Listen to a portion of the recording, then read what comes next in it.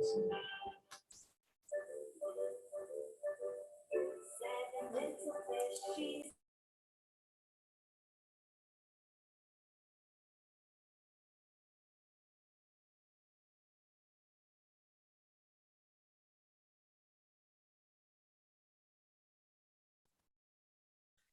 right, a pleasant good evening to us in the class this evening.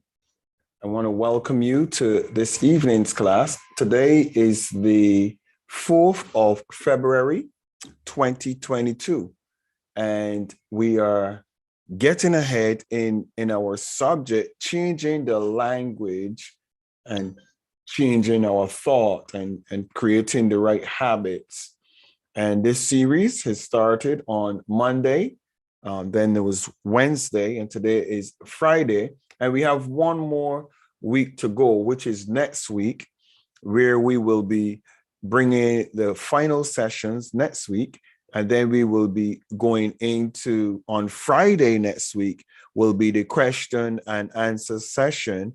And we will look to see who have successfully completed the training next week officially.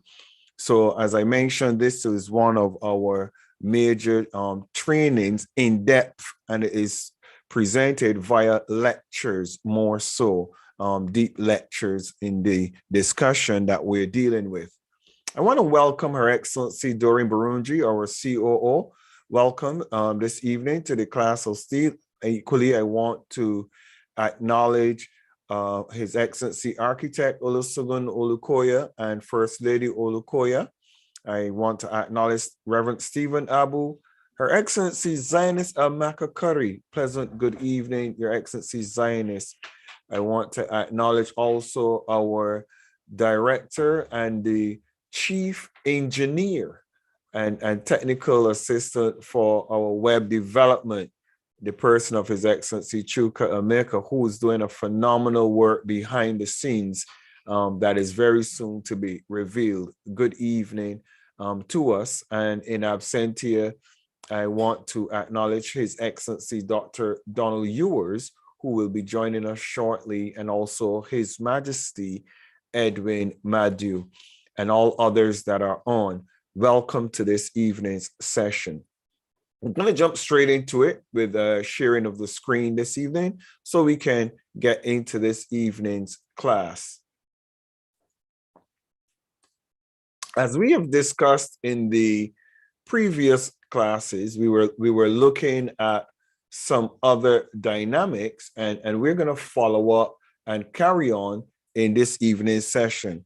Changing the language of the mind. And the last slide we dealt with was this one last week, where we looked at a positive mental attitude.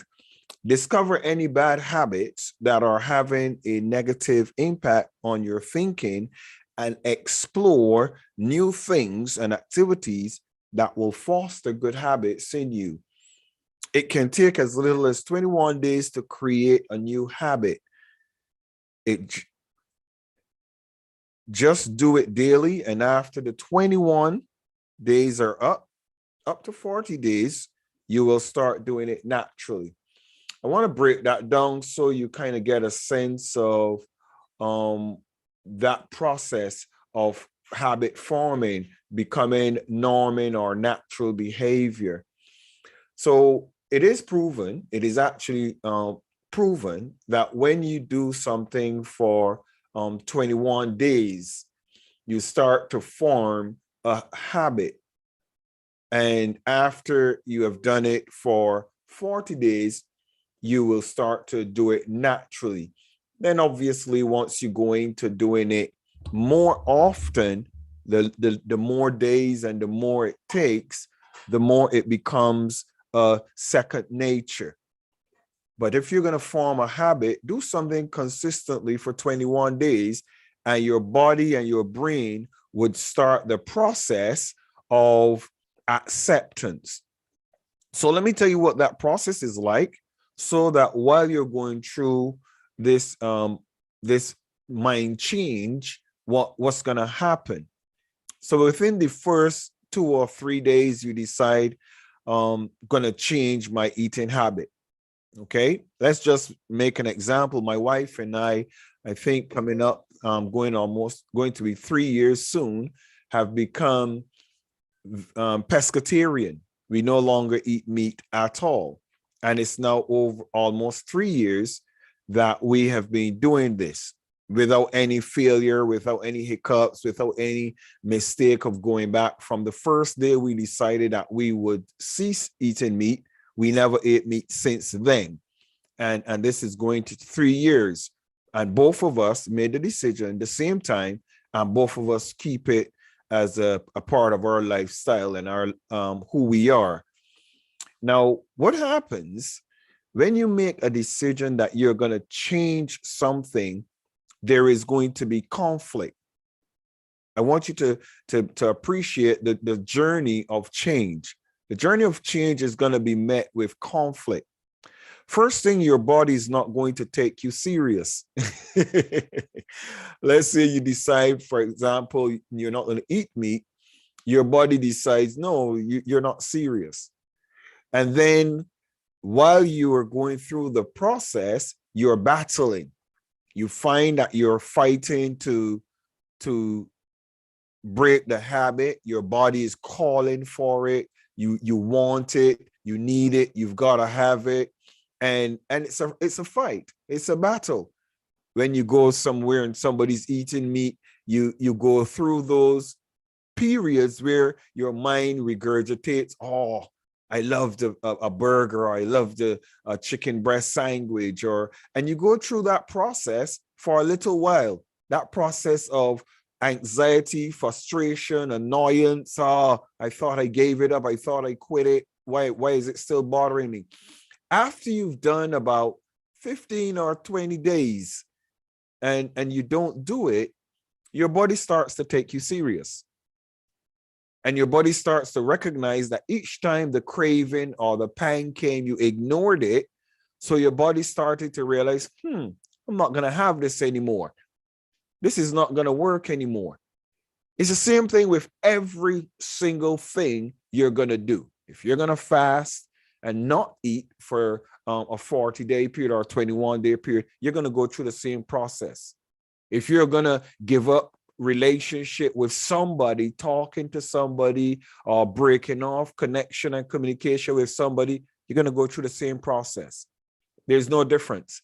If you're going to change a job or you're going to move into a new neighborhood, you're going to go through the same process because it's natural.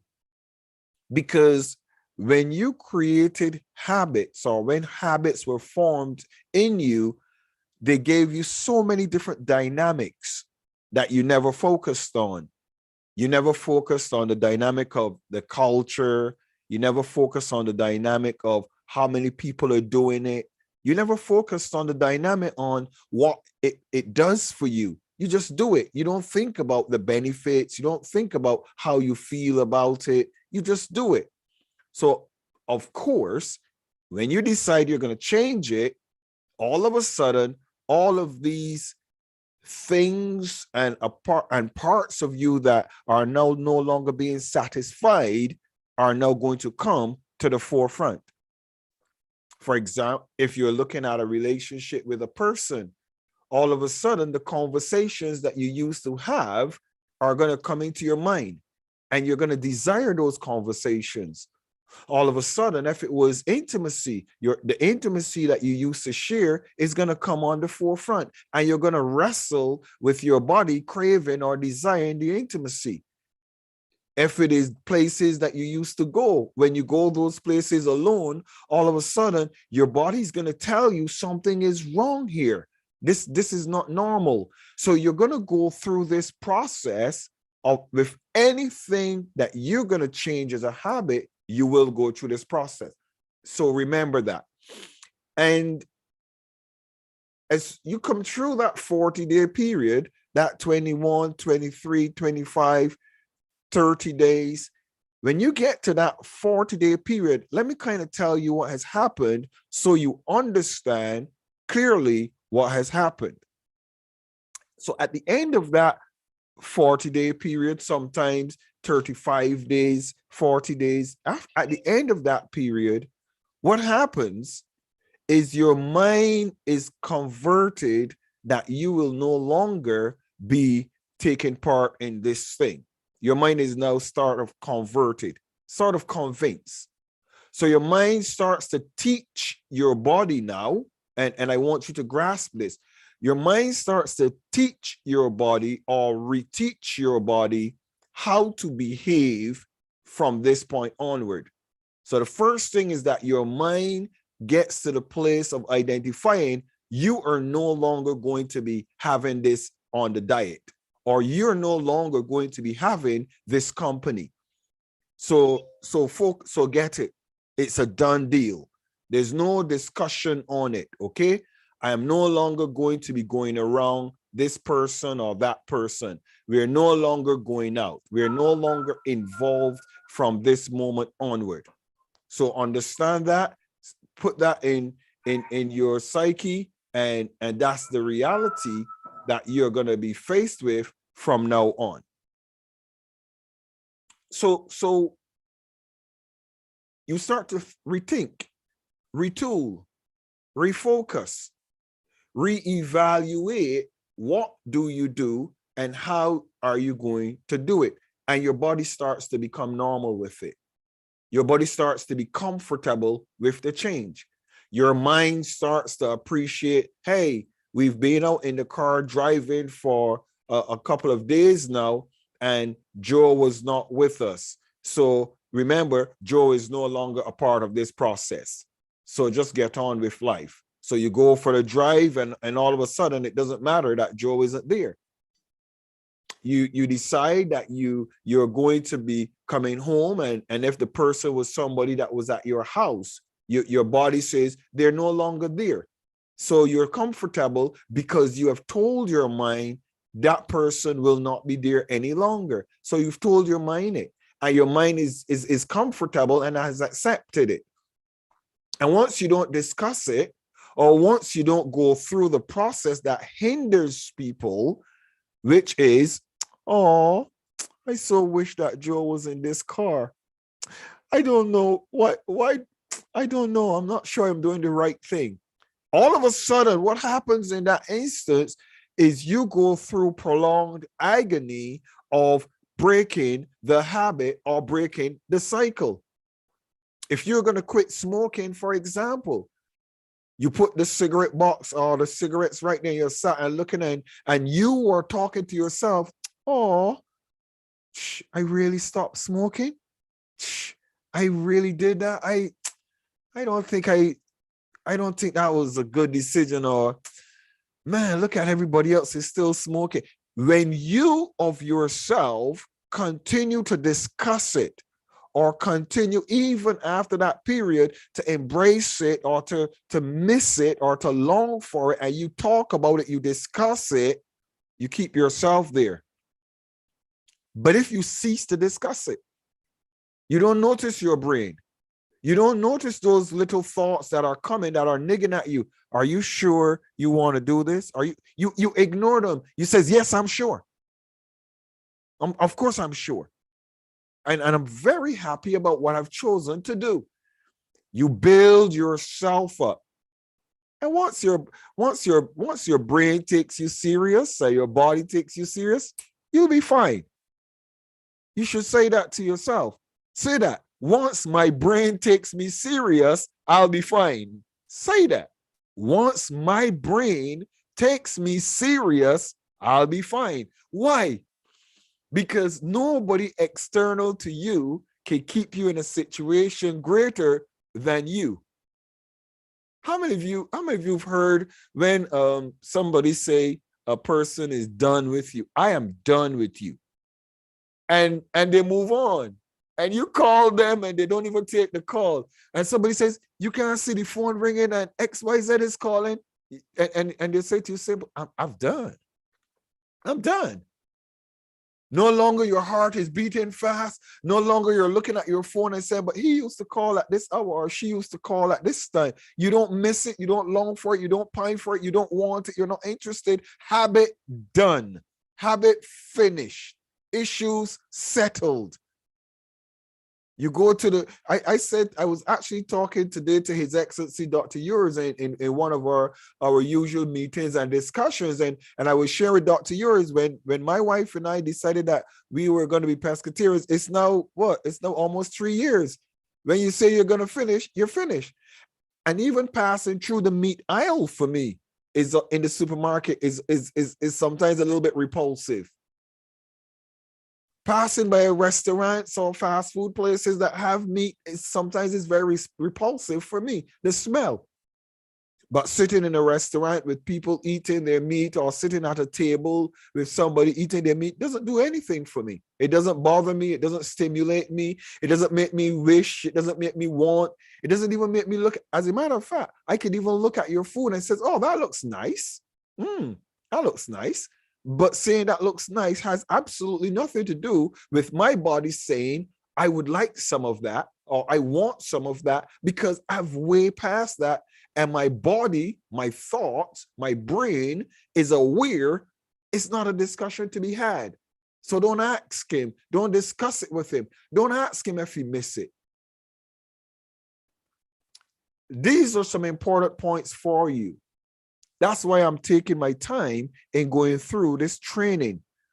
Because if you do not understand how to break a habit and form a new one, you will always be battling. Have I made the right decision? It does not matter. Right or wrong is not a part of the decision-making process. Right or wrong discussions are actually what keep you in limbo. Write that down.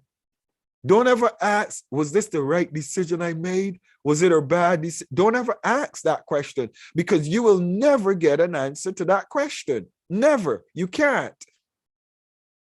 And the reason why you ask that question is because psychologically, your brain is trained to keep you attached to what you have attached yourself to. Your heart, your spirit that have now become a part of that process are doing what they're supposed to do, keep you connected. Are you with me? They're functioning the way they're supposed to function. If I go out for 24 hours and I don't hear the First Lady, I as a matter of fact, I don't think I could do 24 hours and not hear my wife. I have never done it. I have never been 24 hours in all of this time and not hearing the First Lady. I've never been, even when in other countries and there's no network or something, I always make sure I find a way to hear the First Lady. Because my mind is going to say, did you hear Boo today? Hon, you haven't heard Boo yet. Because it's a habit, it's a lifestyle, it's who I am, it's how I'm wired, it's how I function, it's how I operate. It is necessary for my day. It is necessary for my sustainability. It is necessary for my mental peace.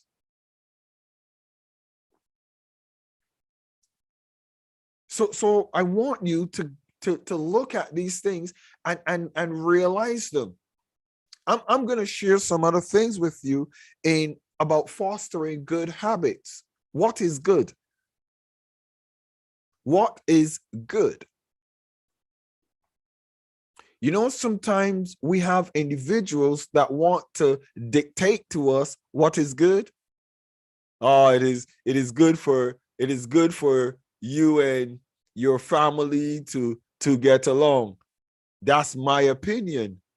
But in your opinion, are you and your family good for each other? That's your own opinion. So I cannot decide what is good in my teaching or in my lecturing or in my presenting, what is going to be good for you. You have to, for yourself, know what is a good habit that you're forming and fostering and building. You have to know. If you decide staying in your house and not going out is good for you, who am I because I like to go out to blame you and says that's a bad habit you're forming? No, it's not. You have to know what benefits you're getting for yourself.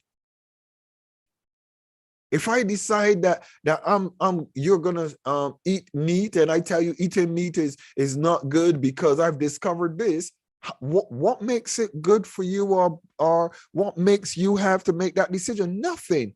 You have to determine what is a good habit for yourself. A good habit for Jewel might not be a good habit for Sue. Remember that clearly. A good habit for one person might not be a good habit for another person. For example, me saying that I speak to my wife 24 hours I can't go past 24 hours without communicating with my wife. That's good for my marriage. That's good for my relationship because I've built that. Some individuals don't communicate at all, and they're comfortable and very happy to be apart for 1, 2, 3 days or a week and give each other space. That's good for them. If that's the habit they built, that's fine for them.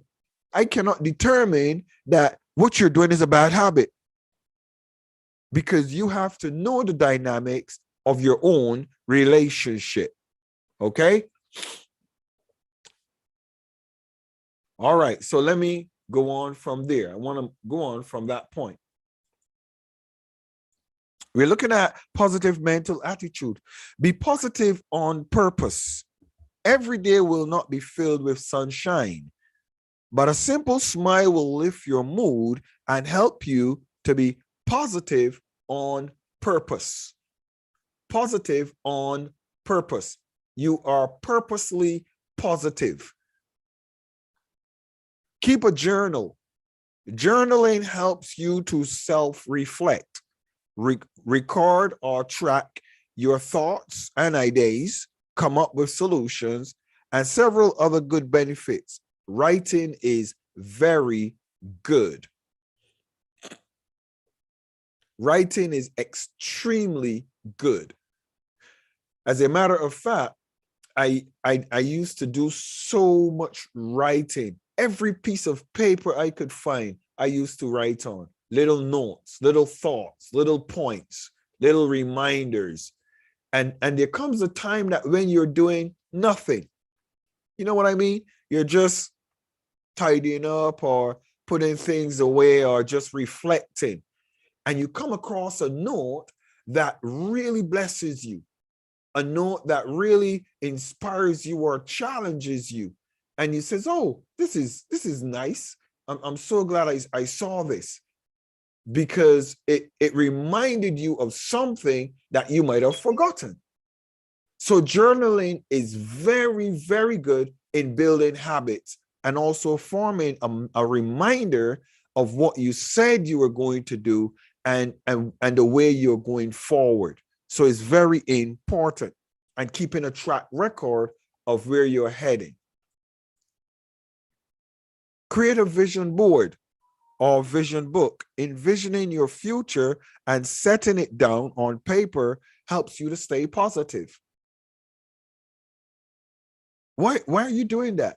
I'm doing it because I wrote it, and that's what I intend to do. Even if you have no other reason for doing something other than because you wrote it and you confess that that's what you're going to do, write it down. Write the vision and run with it. Write your thoughts and read them, see them in your face, so that you can stay positive, you can stay focused, you can stay committed, you could stay true. But above all, after 40 days, your body or your mind takes you serious, and you could start to form the right habits. You give yourself a clear physical image of the person you want to be, what you wish to accomplish while you are here, and how you will impact the world around you. Those are very important points. How are you going to impact the world around you? Write it down. Document it. Journal it. How are you going to build your company? Who are the people that you're going to have on your team no matter what happens? Who are the people you make sure you will not have on your team? Are equally important points to write. Who are the persons that you're going to appoint in managerial positions? Who are the persons that you are going to put in charge of doing things that you trust them? Those are things you need to write down and remind yourself of them when challenges come. It's very critical. Who are you going to put on your website? Who are you going to put in your journal? Who are you going to put in your corporate documentation? Who are you going to put in these places? Write it down. Who are you going to sign that contract with? Who are you going to approve? Who are you going to disapprove? Because if you're looking at leaving a legacy, always remember, leaving a legacy means that you document for those who are going to come after you. So it is important to document. It is also important because in the times that you might not have, for example, let's look at me as your mentor and the lectures and the subjects that we discuss. If you don't have me one day, you don't want to be calling me, asking me, hey, do you remember that subject that we talked about? There was a point that you made, and I want to know what that point was. Come on. I want to give you a thought as your mentor. I do not write notes while I'm speaking, or I do not read from a script. I don't have a script that is written. Anytime I'm sharing or I'm giving a lecture, I'm giving from what is inside of me. You would see me having a PowerPoint, and those PowerPoints are just the highlights of what I'm going to share. But the bulk of everything else comes from inside of me. So when you call me in a week or 2 weeks about a particular lecture and ask me a specific question, if you're very detailed in your asking, I could answer you. But truth be told, I'm on to the next lecture. I'm on to the next subject. So you need to take your notes so that you are in tune with what you need to remember, and you take good copious notes. That's important. A positive mental attitude, again, love and appreciate yourself. We discussed this previously. You are unique with a unique purpose. Enjoy treating yourself. Accept compliments and constructive feedback. Keep your persons and environs clean. Do one thing each day that positively surprises someone else. Let's go through these one by one, because I want you not to read it and just say, oh, yeah, you are unique and with a unique purpose, end of discussion. No, let's look at it. No person on the earth has your fingerprint or your eye print. You are unique. You belong here. The mere fact that the Creator chose to put you here is proof that this earth needs you. I'll say that again. The mere fact that the Creator chose to put you on this earth is proof that this earth needs you. I don't look around and want to know if I'm valuable. I know I'm valuable. I don't look around and want to know if I can be useful. Watch this. If I can be useful, I know I can be useful. Sometimes you get into an environment where persons reject you or make you feel out of place or useless. And you label yourself according to that environment. Stop doing that. Stop labeling yourself according to the environment you find yourself in that might not appreciate or value you. There's a verse that comes to my mind: a prophet is without honor in his own hometown or among his own folk. So amongst your people who know you, they understand you to some degree, they might not value you. But remember, you are here for a purpose, and there is a need for you on the earth. Say that to yourself. There is a need for me on the earth. I'm useful.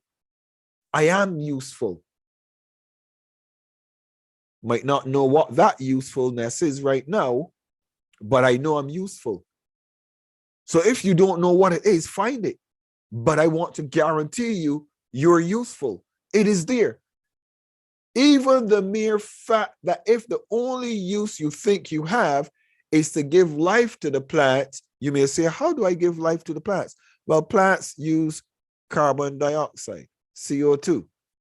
And carbon dioxide comes from your breathing. You breathe in oxygen and breathe out CO2. So if you're there, that's a little difficulty for the plants that are around. Oh, but there's so many other people that give CO2. They don't need me. They don't. Come on. Stop beating yourself with the fact that you think you're useless and you listen to others saying you're useless and try to agree with them. Stop looking for reasons to agree with those that have a negative thought to give to you. I get very overwhelmed when I try to give individuals a solution and they keep butting me down. I says, please, why am I trying to give you a solution that you haven't even tried and you're butting me down? Stop butting me down. If you want a solution, look at what is being presented and see how it can fit. Give it some thought and some consideration.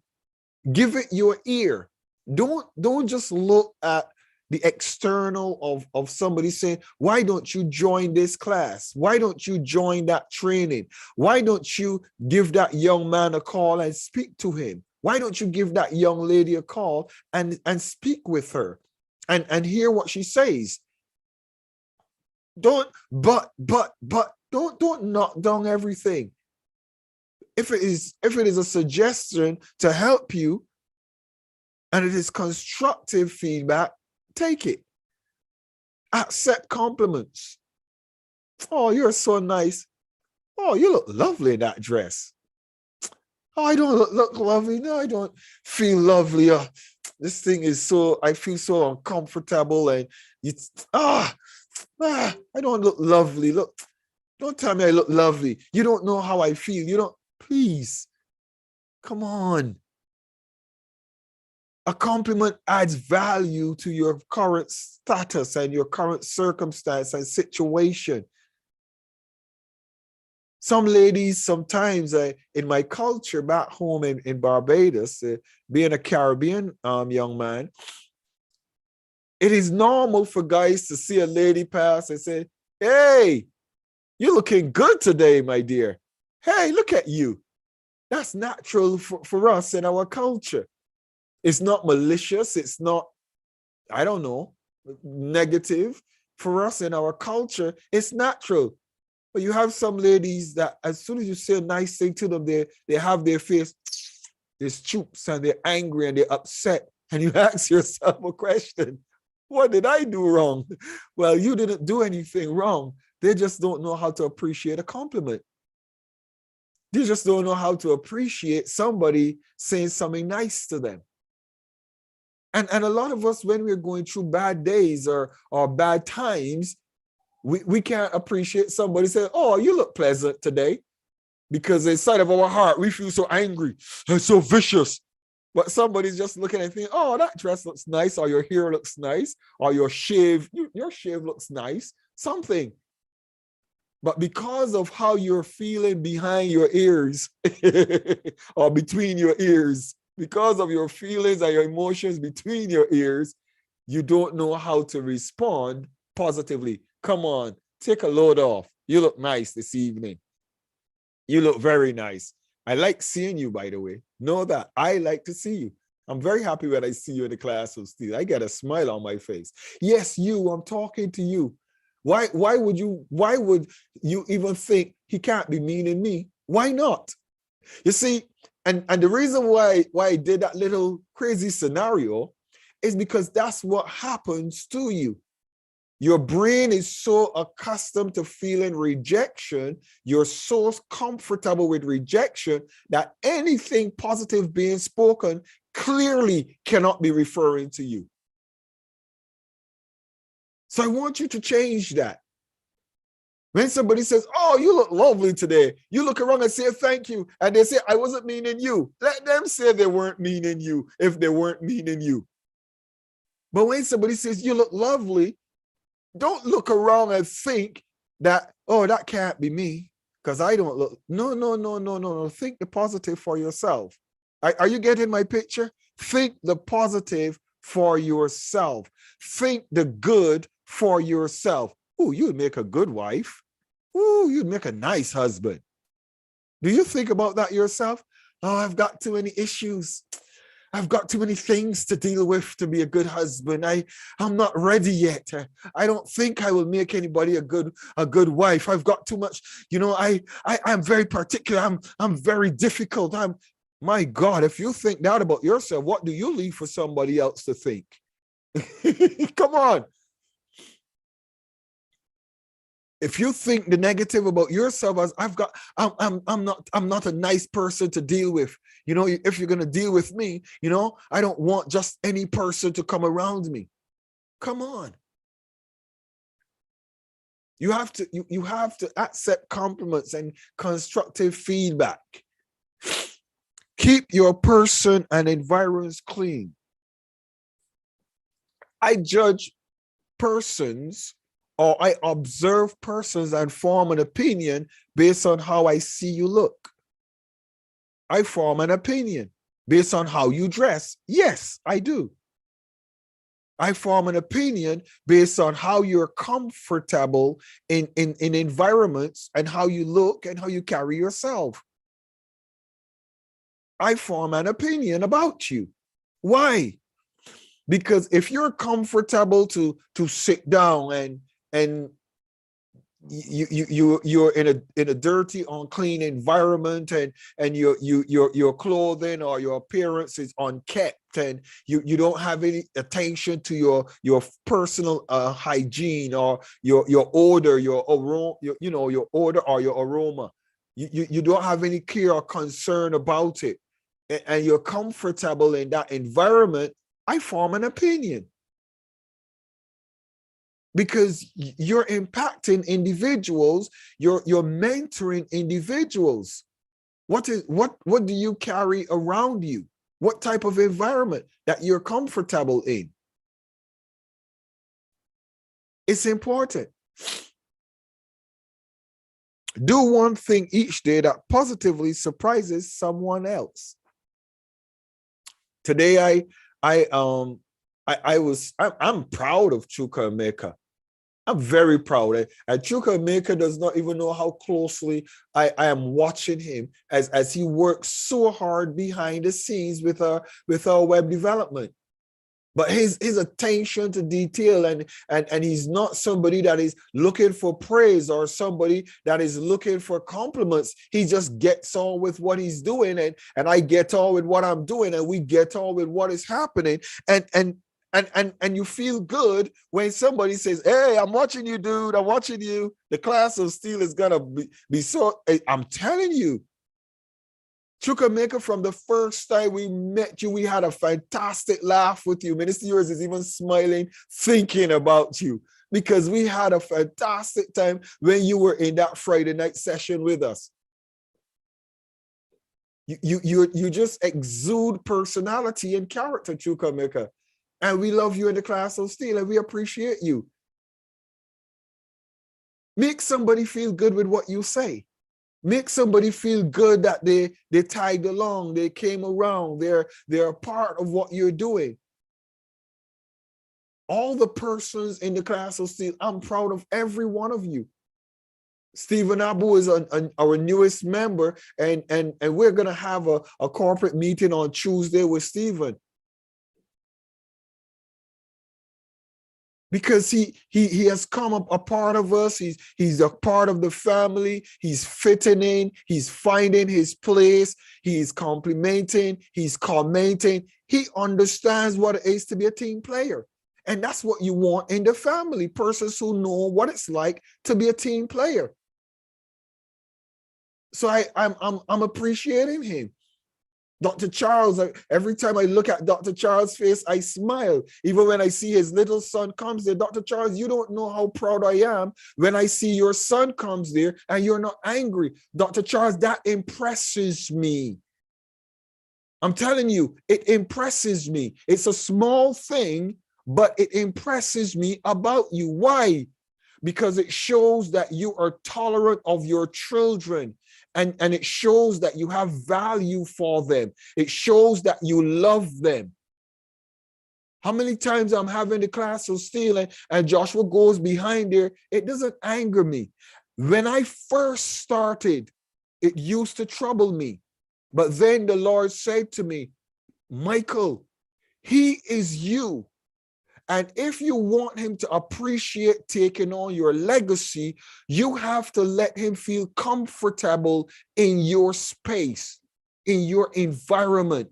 And if you don't let him feel comfortable and you keep sending him away, he will stay away. And he will not want to be there. You all hear Joshua say every time First Lady says good night, you hear Joshua in the background, and have a good day. Why? He wants his voice to be heard. He wants to play a part. So Dr. Charles, when I see your son and I see him right there, I'm proud of you. Know that you make the class of Steele proud. We love family in the class of Steele. Reverend Daniel, when I hear you say the First Lady says, your wife is saying, I don't see your wife in the meetings. I don't see her showing up there, but I know she's there. We feel her presence. And I love to know that you and your wife are doing something together, because me and my wife does everything together. His Excellency Olukoya and Adiola are the same. All of you in the class of Steele have a uniqueness about you that I love. I love seeing Bishop Comfort in the back of the car. She's always on the move, always on the go. Come on, somebody. Come on. She's always on the go. Come on, give her a wave. Come on, give her a wave. Let us see her waving. We know you, Mom. You're always on the go. There are 2 people in the class of Steele, 3 people in the class of Steele that are always on the go, that I can tell you. Her Excellency Zionist Amaka Curry is always on the go, always behind the wheel. I smile when I see her navigating and saying I'm in the class and she's on the road, on the go. I'm smiling. She encourages me. She shows me the class of Steele is important to her. And even in her busy schedule where she can't stop, she wants to play her part. She wants to be there. Come on, somebody. Things like that have to encourage you as a mentor. Makes me proud. Makes me feel good. Makes me get up and get dressed every time. Makes me make sure that on Thursday I'm fasting and I'm praying, because I want my spirit to be right for the whole week. So it gives me commitment and dedication. So do one thing each day that positively surprise someone else. Positively. Tell someone something nice. Tell someone you appreciate them, you love them. Tell them they're special. Let them hear in their ears, you're special. You know, there's some people that they look at you and they tell you, if I change my mind about loving you, I'll tell you. Have I told you I changed my mind? Yeah, but you haven't told me you love me lately. When last did you say I love you? When last did you say it? I love you. First Lady Boo, I love you.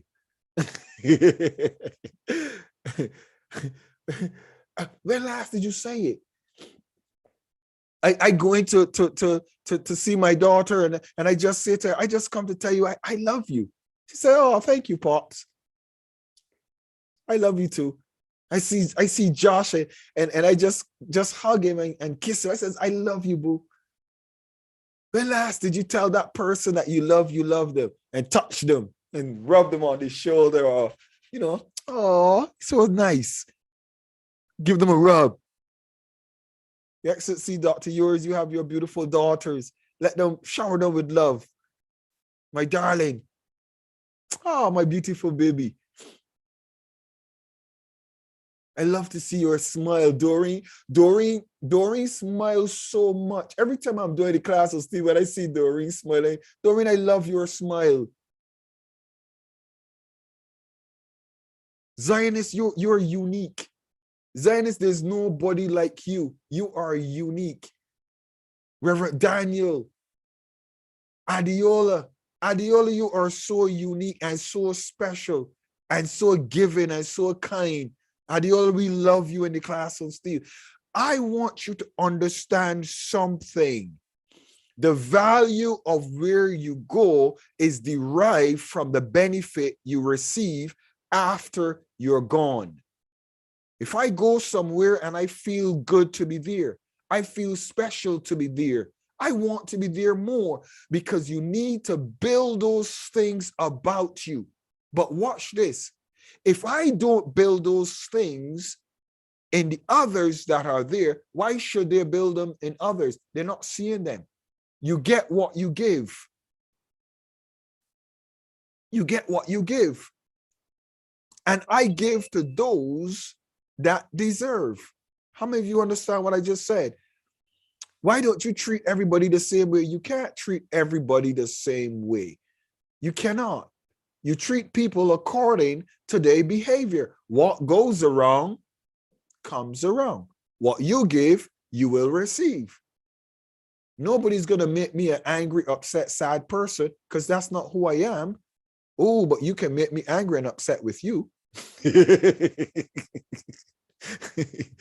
You can't make me an angry and upset person, but you can sure well make me angry and upset with you. So what you give is what you get. Make somebody smile. Do something positive today. All right, let's go back to the screen. I know seeing my lovely face have been enough for you. So let's go back to the screen and get on with the class.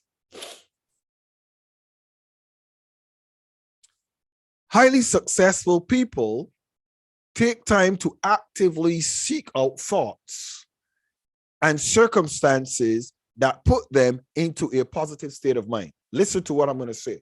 I want you to get this point. Don't want to go past this point quickly. That's why these are structured lectures.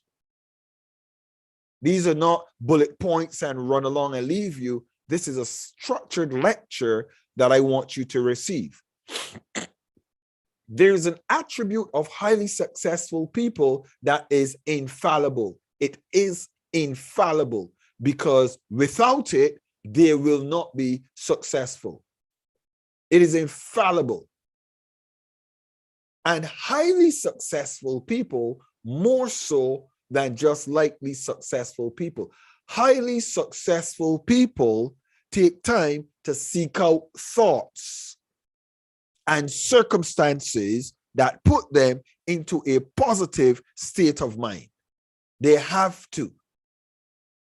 If you go around and you have a murmuring, complaining team, your mind when you leave is going to be bogged down with troubles and problems and frustrations and vexations. How many of you know that in every paycheck, there's a laughter and a smile? Have you ever heard that before? In every paycheck is a laughter and a smile. What do I mean by that? Me and the First Lady, from the time we came together, she has been the Minister of Finance. She manages the money. She's the boss. And we have a habit that we always find time to either go to a restaurant, go get a meal, do something special, spoil ourselves or spoil Josh every paycheck or every opportunity that comes. Why? Because the amount of pressures and difficulties that you have to go through with the little bit of money or the big sums of money you receive, You need to always have a win and a joy in the midst of your currency that comes into your hands. Are you with me? And you have to make it a habit to enjoy. Some people just sit down and says, every cent of my money, every cent is gone, and they're unhappy, they're vexed, they're sad, they're complaining, they're fretting from month to month to month to month. But let me tell you how to break that horrible cycle. We used to have, when I was 18, 19, I lived on the streets when I was 19. I told you that I got removed from my family's home when I was 19 years old, and I lived rough. And I remember something that I learned during those rough days. I used to always make sure that I had a Friday evening where my clothes, I would always get my clothes done nicely and get them pressed, and I would go out. And if I have $2 or $3, and I say dollars because I was in Barbados at the time, it wasn't pounds. That time I was in Barbados. I would go and have a sour scream. Somebody asked, what's a sour scream? A sour scream is when you go and you buy an ice cream because you can't afford nothing else. You have nowhere to sleep tonight, nowhere to go, don't know what is going to happen. Your heart is sad, nobody to call, nothing to do, but you go and you have a sour scream. But here is the thing. I used to walk with this cone and smile and speak nicely to people, the people on the streets. I would sit down and talk to some of them and find out why they're there. And I would enjoy my ice cream. I loved that ice cream. As a matter of fact, I even loved myself. And I think that I was really appealing in those times as a person because I never was complaining and murmuring. And in that time, I found myself in the People's Cathedral Church. I found myself in church. Ooh, and it got better because I had a whole lot of people around me that didn't know I was a street person. They didn't have a clue. I'll tell you the honest truth. I remember wearing a size 9 pair of shoes and I'm a size 10.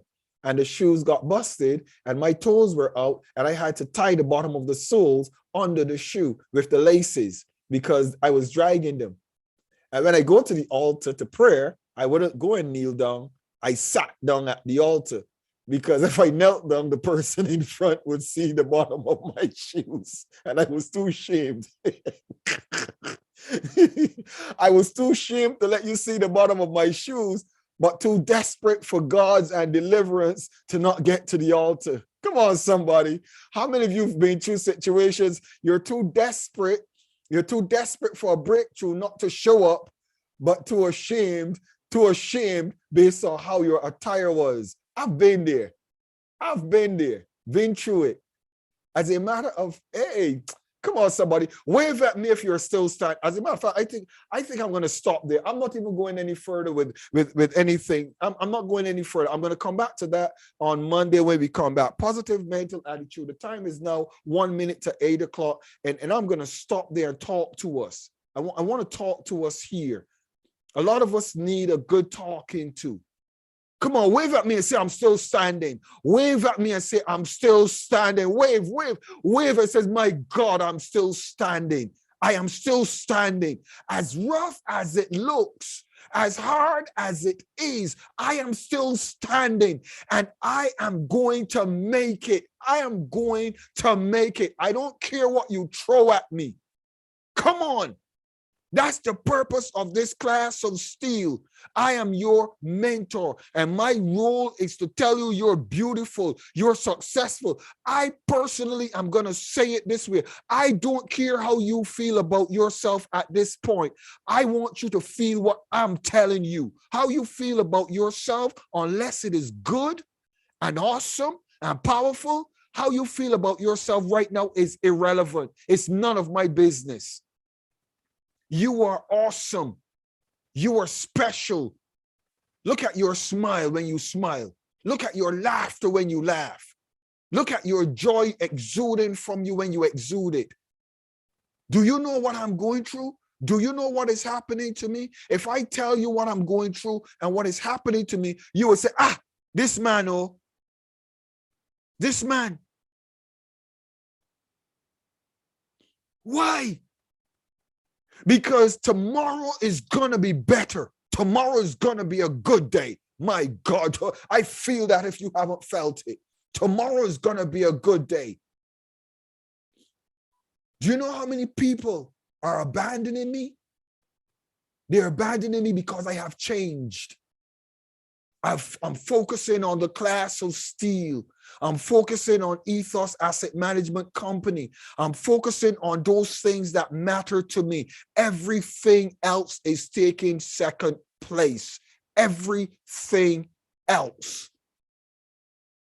I am building this organization called the Class of Steele.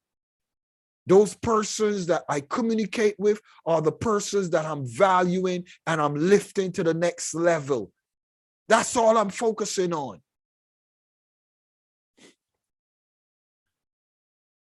You have to be excited about you. If you're focusing on the Class of Steele as the place where you're going to get your sustenance and those good thoughts and that encouragement, tell the rest of the world, I am sorry, but I have a pipe that I go to so that I can be refreshed. Because everywhere else I walk into, I get the problems, the troubles, the difficulties. I am faced with the realities. What are the realities? This Class of Steele is a part of the realities. The realities that if we do not find a positive place that we can get laughter, find joy, find encouragement, if you don't have that as a part of your daily or monthly or weekly routine, you are going to be bogged down and unable to get to the next level. This is a necessary part of life.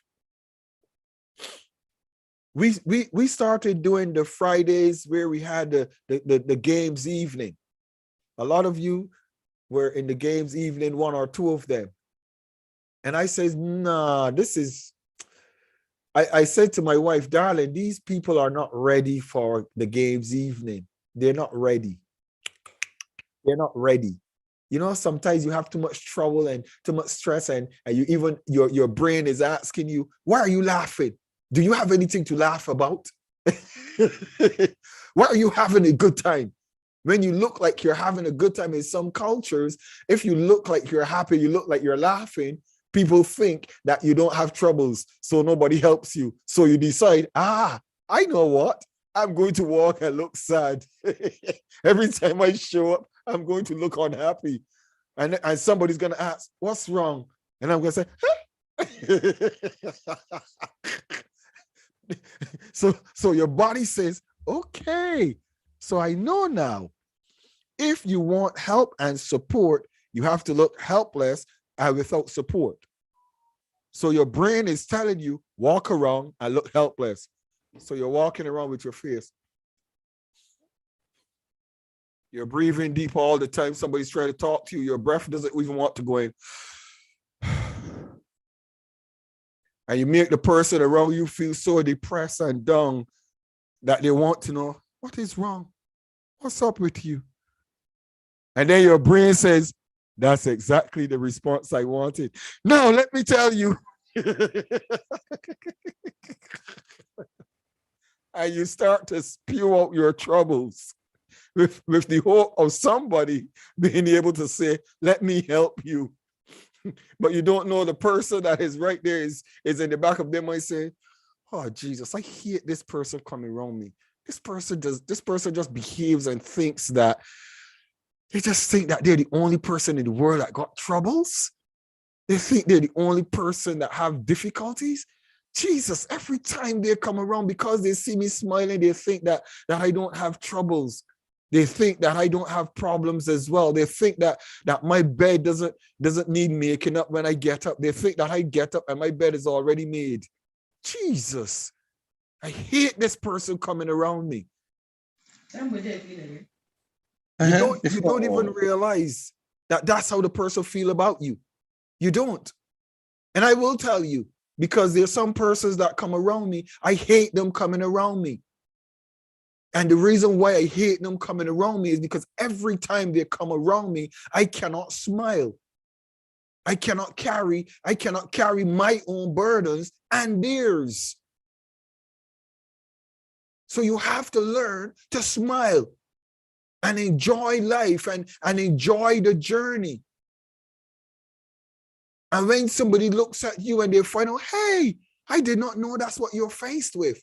You say, yeah, but I don't make people's life miserable. Then the person wants to help you. How can I help you? Because the person recognizes that you're not somebody that walks around and you make people's life miserable with your problems.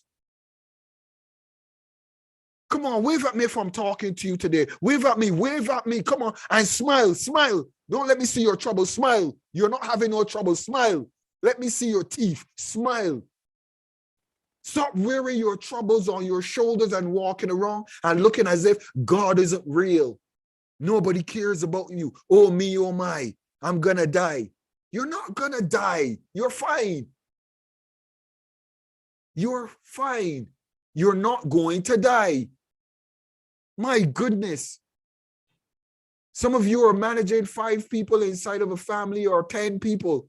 Could you imagine the troubles that persons that are managing 100,000 staff and 50,000 staff? Can you imagine the troubles? Do you think Putin sleeps well at night? Yes, he does. Putin sleeps very well at night. I can assure you. Why? Because he knows I got this. I got this.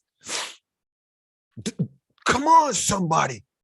You have to learn how to carry yourself and your troubles and your challenges professionally. Smile. Have a good laugh.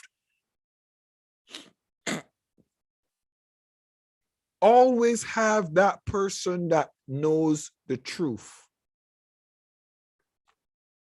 Always have that team that knows the truth. But make sure that team is made up of individuals that are not going to join your pity party.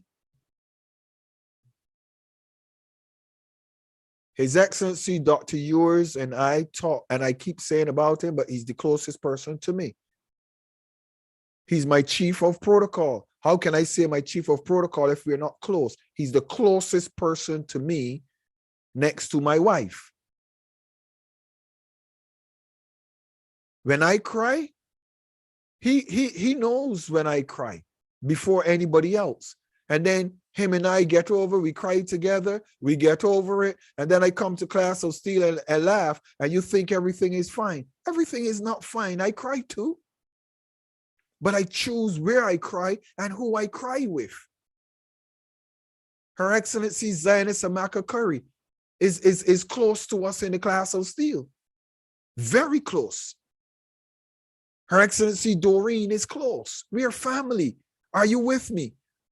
But when you go there on the battlefield of life, you don't go there like a wounded soldier. You will get eaten alive.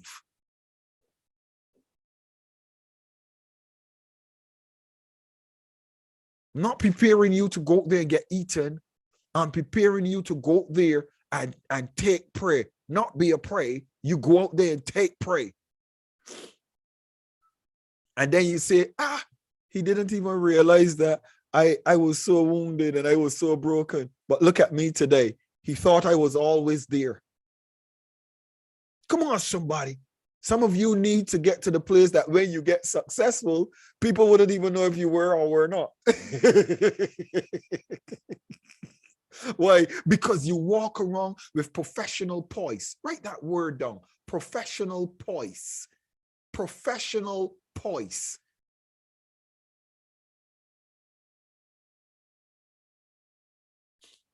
You walk around confident that it's going to be okay. You walk around confident, I'm fine, I got this. I was made for this. I was born to carry this burden. If do you know when I get excited because there's some seasons to look for. I'm still talking about things about putting you in a positive thoughts. I get some seasons to look forward to. Let me give you some seasons that I smile when I see them. I smile when I see things going wrong. I smile because I know where I'm going is going to be an impact. So I smile. Your Excellency, Dr. Yours, wave at us. When we see all chaos and things definitely not working and things going against the grain, when we see those type of things, we smile. Why? Because we know what we're trying to do is going to make an impact. When I see people trying to be dishonest and trying to cut me out or try to cut me off, I smile. Why? Because I know something is going to happen. Something is working, and I'm smiling.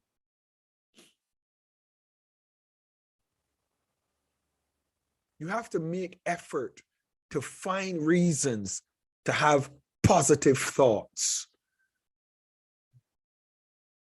Don't give up. As soon as they hear of you, they'll obey you. As soon as they hear of you, Dr. Charles, they don't have a choice. There's no choice in the matter. It's not a debate. It's not a discussion. It's a fact. It's an undisputed fact. It's undeniable. You can't deny it. It's a fact. As soon as you hear me, you will obey me. And you will submit yourself to me. You don't have a choice. Why? Because I tell the truth. Because I have the answers. Because I have the solution. Because I know that I will get it, even if it takes me 10 tries, 20 tries, 30 tries, 100 tries, 1,000 tries. I am not bothered or concerned. I will get there. Oh, Michael, can you do this job? Yes. Are you sure? Yes. But Michael, you don't have this skill.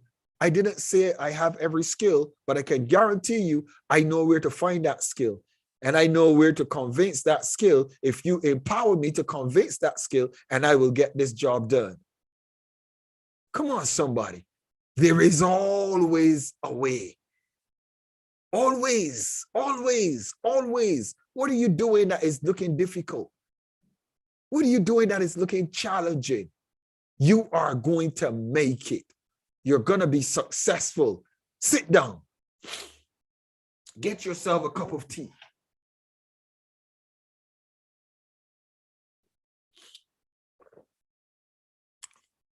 Taste the tea. Taste it. Don't just drink it. Taste it. Some of you got so many troubles and so much pressure on your head that you don't even taste anything.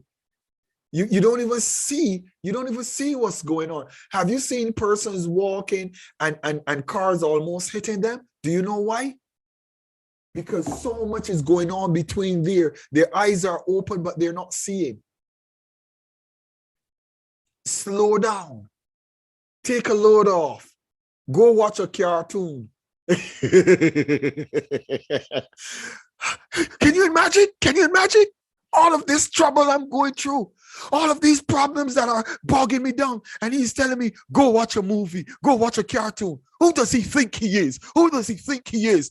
I'm somebody who understands psychology and the human psyche. And if you don't go and watch a cartoon, you're going to blow a fuse.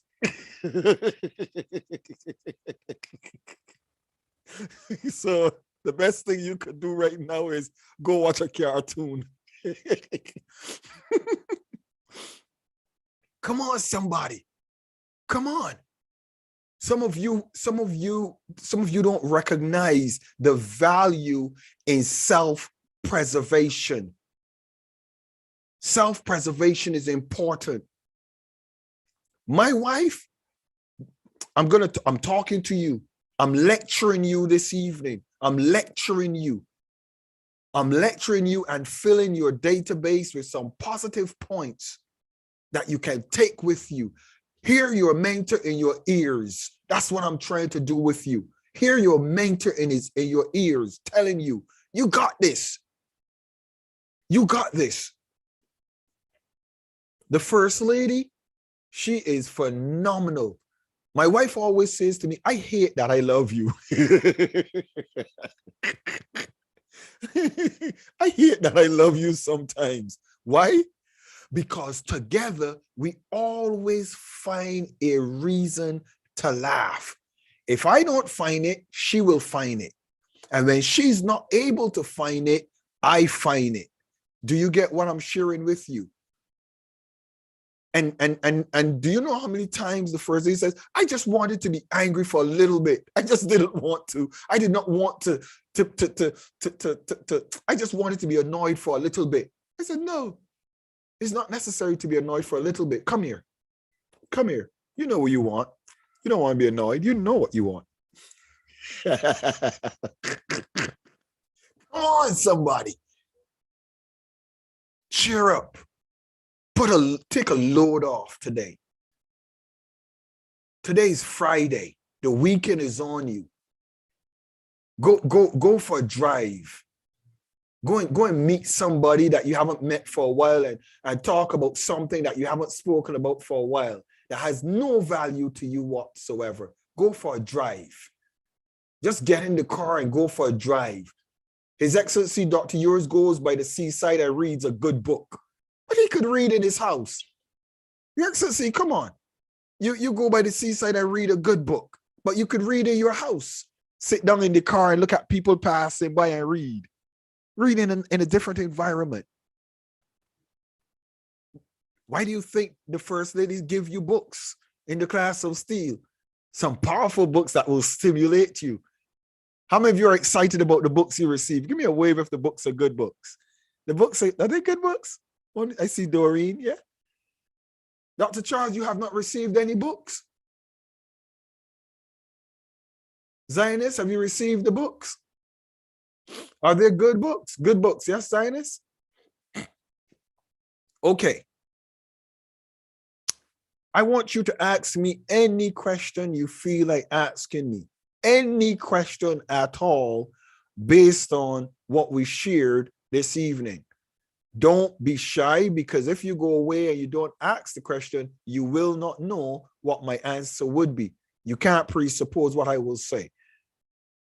I'm going to ask Chuka Maker the first. Chuka Maker, could you unmute yourself, please?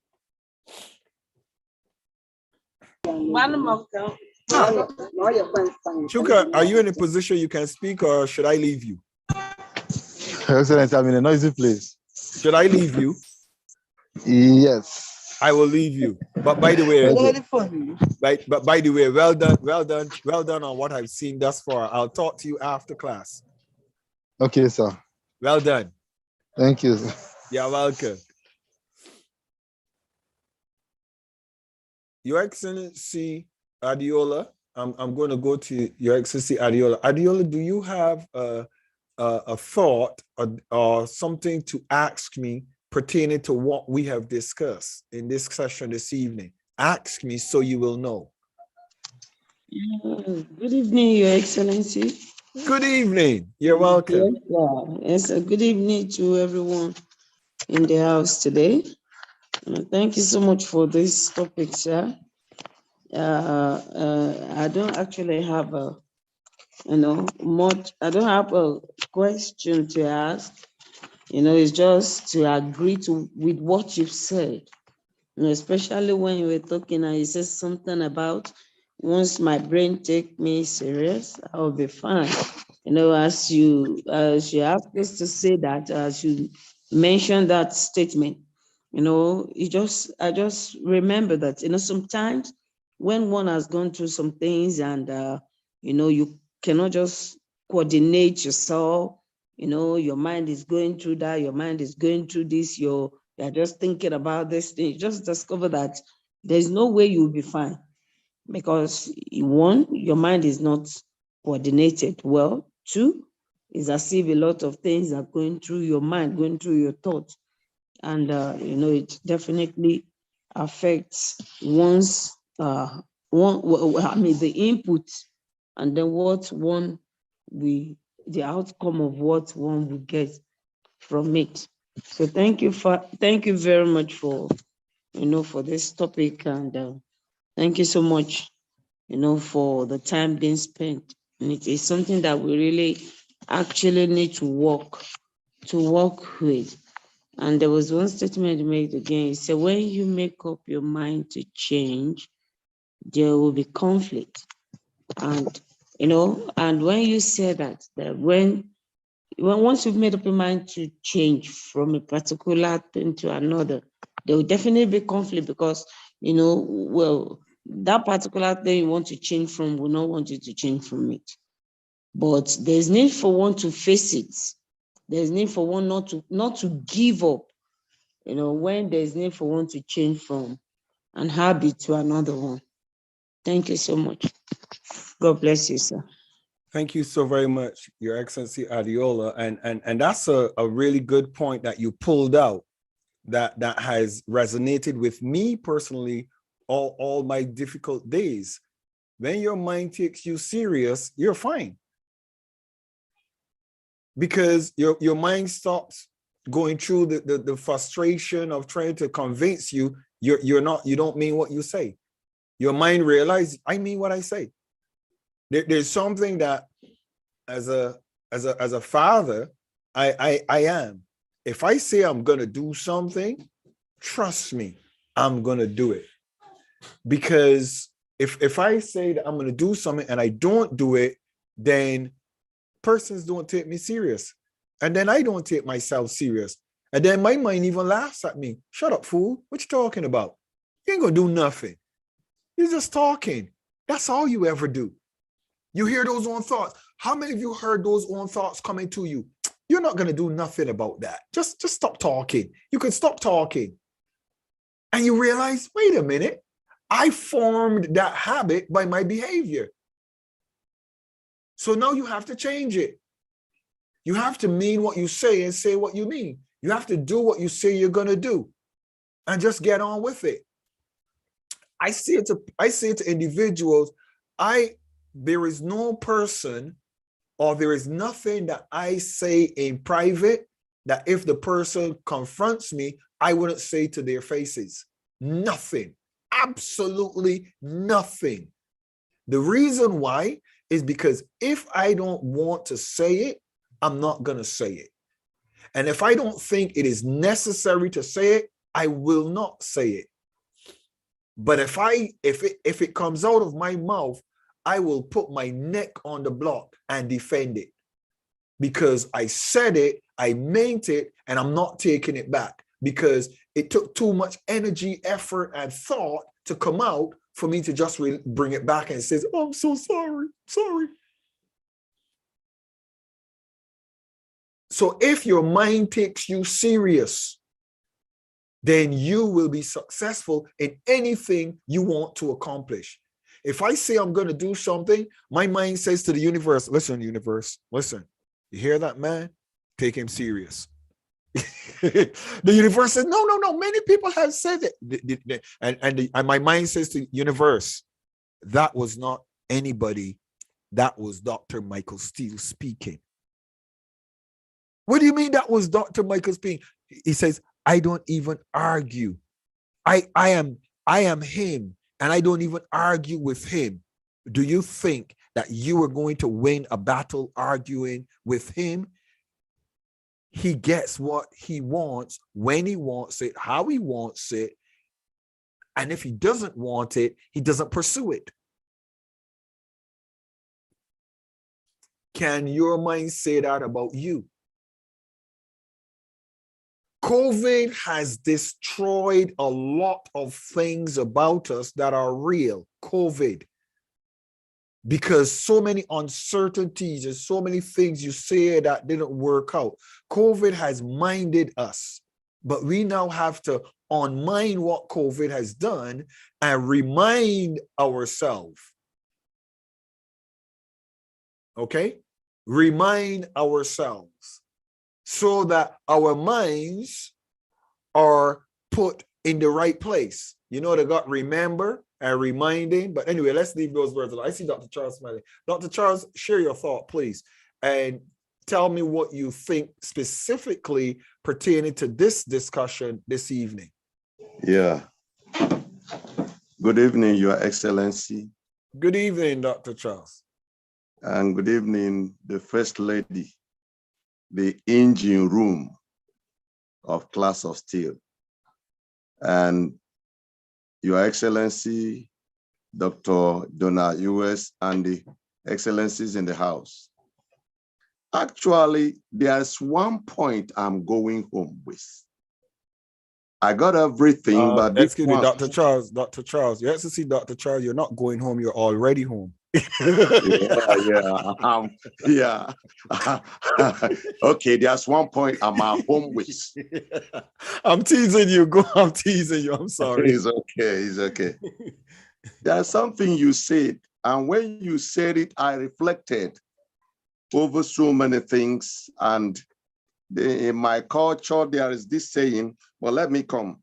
You say, if you think negative of yourself, what do you expect from another person? Our people usually say that if you make and belittle your vessel, your neighbor will borrow that vessel and use it to pack junks. So you're talking about positive mental attitude. If you call yourself a fool, what will people call you? If you devalue yourself, I don't think anyone will buy you more than you sold yourself. So when you talked about that sentence, it sank very, very deep. And it had a real meaning because it reflects on the old sayings of my people. I think I understood it more than every other thing. I understood everything quite all right. But this one was a nick and it entered. The way you carry yourself will determine the way you will be carried. The way you comport yourself will determine the way you will be taken, whether serious or not. If you joke with unserious things, when you mean business, people will take you for a joke too. People usually say that there is a king that usually deceives his people. Every time he will tell them he wants to scare them, he say, lion has come, everybody run, everybody run. And at a point in time, they knew it was a joke. Actually, when the real lion showed up, he began to cry, lion has come, lion has come. Nobody took him serious. And the lion devoured a lot of people.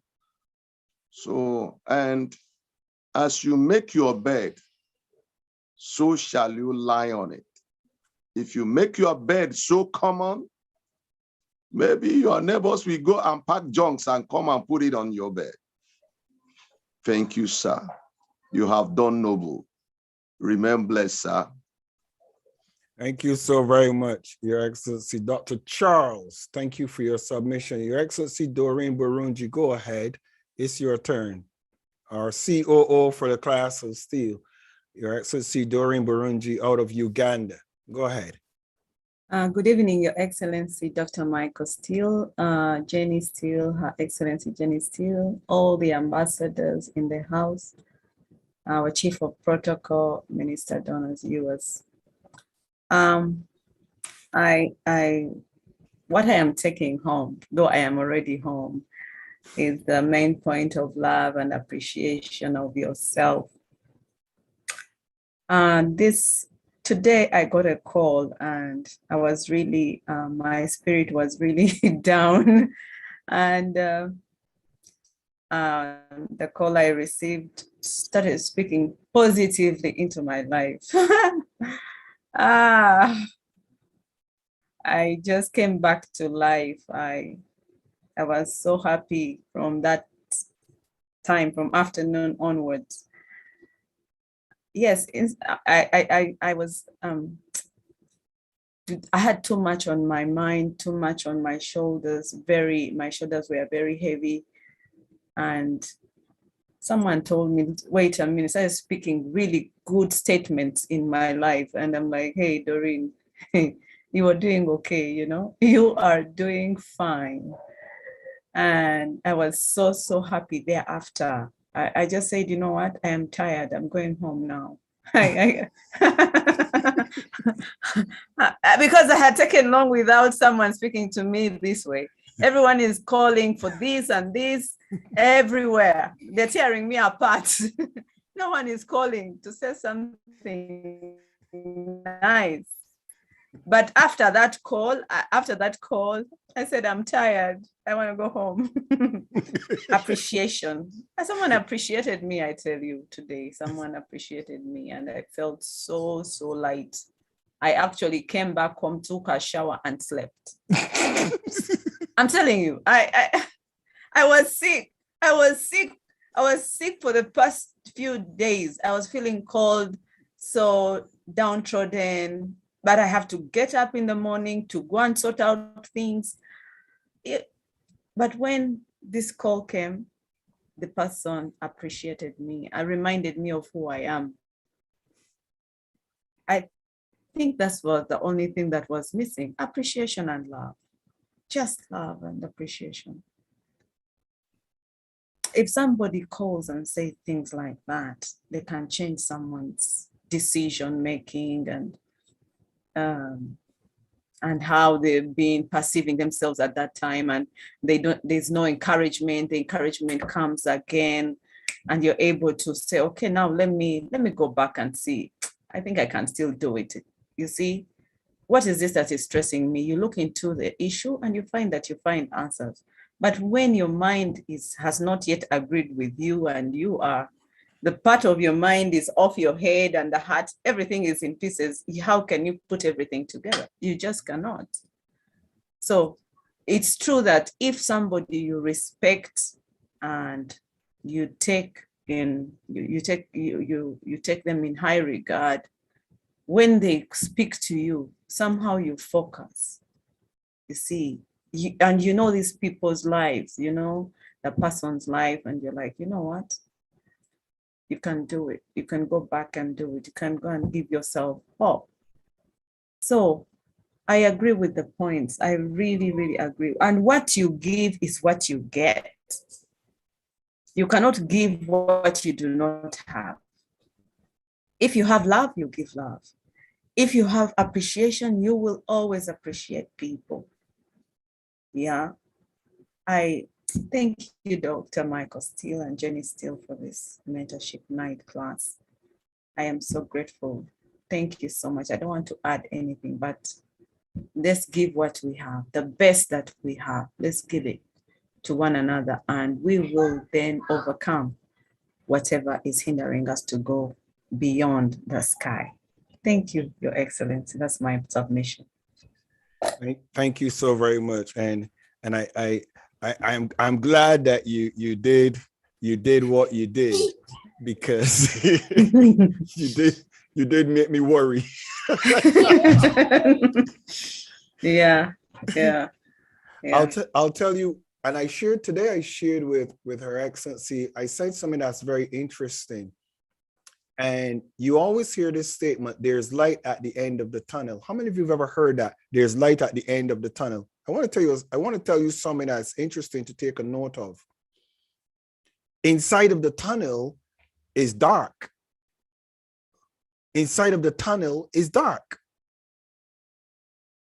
And if the tunnel is curved, you're going to see total darkness inside of the tunnel. But you have to be confident inside of the tunnel that everything is okay. You have to be. You have to.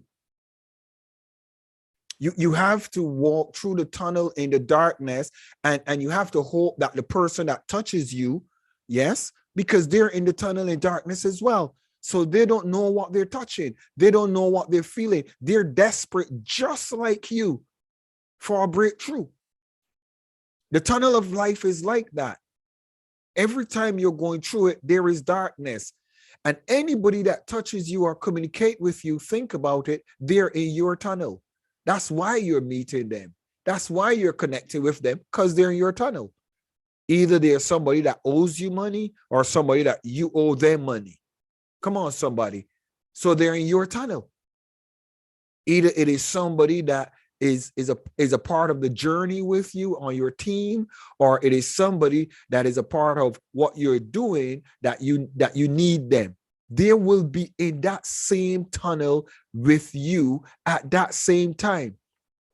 How many companies are killing themselves in the debt and the overwhelming bills and frustrations, not realizing that, wait a minute, the person that I'm running down to give me the money that I need, they're having other people running them down and trying to kill them too. That's why they're trying to kill me, because other people are trying to kill them. Let me give you a big joke. The transport for London here in the United Kingdom is on the verge of shutting down because of quite a few billion in debt. 1.5 billion. I think that's what it is. So you're saying to me a transport corporation that is carrying so many people and making so much money and all of this and all of that, and they're going through these troubles too? And having to get rid, do things to put themselves, yes, from the highest to the lowest, there are troubles. Light is at the end of the tunnel. Keep going.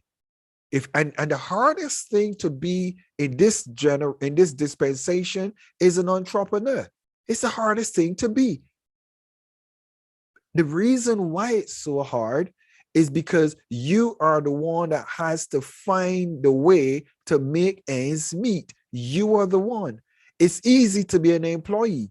You just show up, do your job, and go home. And then at the end of the week, you demand your pay. You don't even demand it, you get it. But when you're an entrepreneur, like we in the class of Steele and what we're doing and what we're building, and you with Beyond the Sky and Dr. Charles with his ministry and Zionist with what she does, and His Excellency Olukoya, Daniel, all of the individuals that are here, His Royal Majesty, all of us as entrepreneurs is very, very, very, very difficult. And if we don't get to the place of understanding, this is a part of the process. This is normal. It's normal.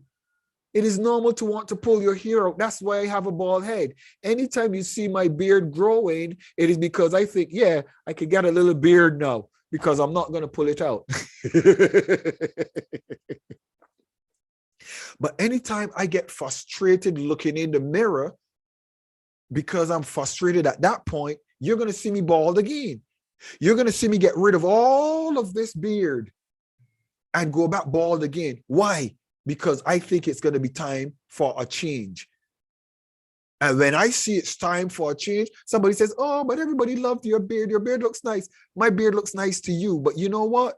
This little era, I think I need a change right now. So don't ever be opposed to change. Be easy to embrace change. When you see the need for change, Doreen, you saw that you were having a bad day, a difficult day, and you have 5 or 10 meetings, say, I do apologize. I need to go home, have a shower, and I need to put up my foot and watch a cartoon. And when your phone rings, look at it, don't even answer it. Don't even answer it if it looks like trouble. If it looks like trouble, don't answer it. I have so many people calling me about cryptocurrency, and you have your account with Bitcoins and cryptocurrency. I say, if I have an account with cryptocurrency and Bitcoins, it's my business. Why are you calling me to all? And by the way, as a matter of fact, I want to address that quickly, briefly, for some of you in the UK or anywhere. If you get people that are calling you and telling you about people putting money in your cryptocurrency wallet and you have to collect it, answer me a question. If you did not create a cryptocurrency wallet yourself with the account that they're telling you you created it with, How could somebody put money in the account for you? Are you crazy? How could somebody put money in a bank account you don't have for you? Hello? Come on, somebody wave at me. Wave at me. Because this will save a lot of you that are going to get some crazy calls expecting that some heaven is going to bless you with this great big lot of cryptocurrencies, and then they're going to call you and they're going to tell you they have this for you, but you have to pay this to get it, and you have to pay that and put this in place. And then you think, wait a minute, when I started this journey was supposed to be you have something to give to me. Why am I all of a sudden wrapped up in giving you money and sending money to you and signing up for an account that you told me I already had? Come on, am I that simple? I'm not that simple and naive. Stop calling Dr. Steele about this cryptocurrency foolishness. I'm not interested. Anything, I have my Bitcoins and my cryptocurrency myself. And if you want to do business with me, we'll discuss it at the right time. But you have to be focused. You have to stay focused. Don't lose focus when you get a phone call or when somebody shows up. Just relax, stay calm. Zionists, unmute yourself, please. I want to hear from you. Speak your future into being.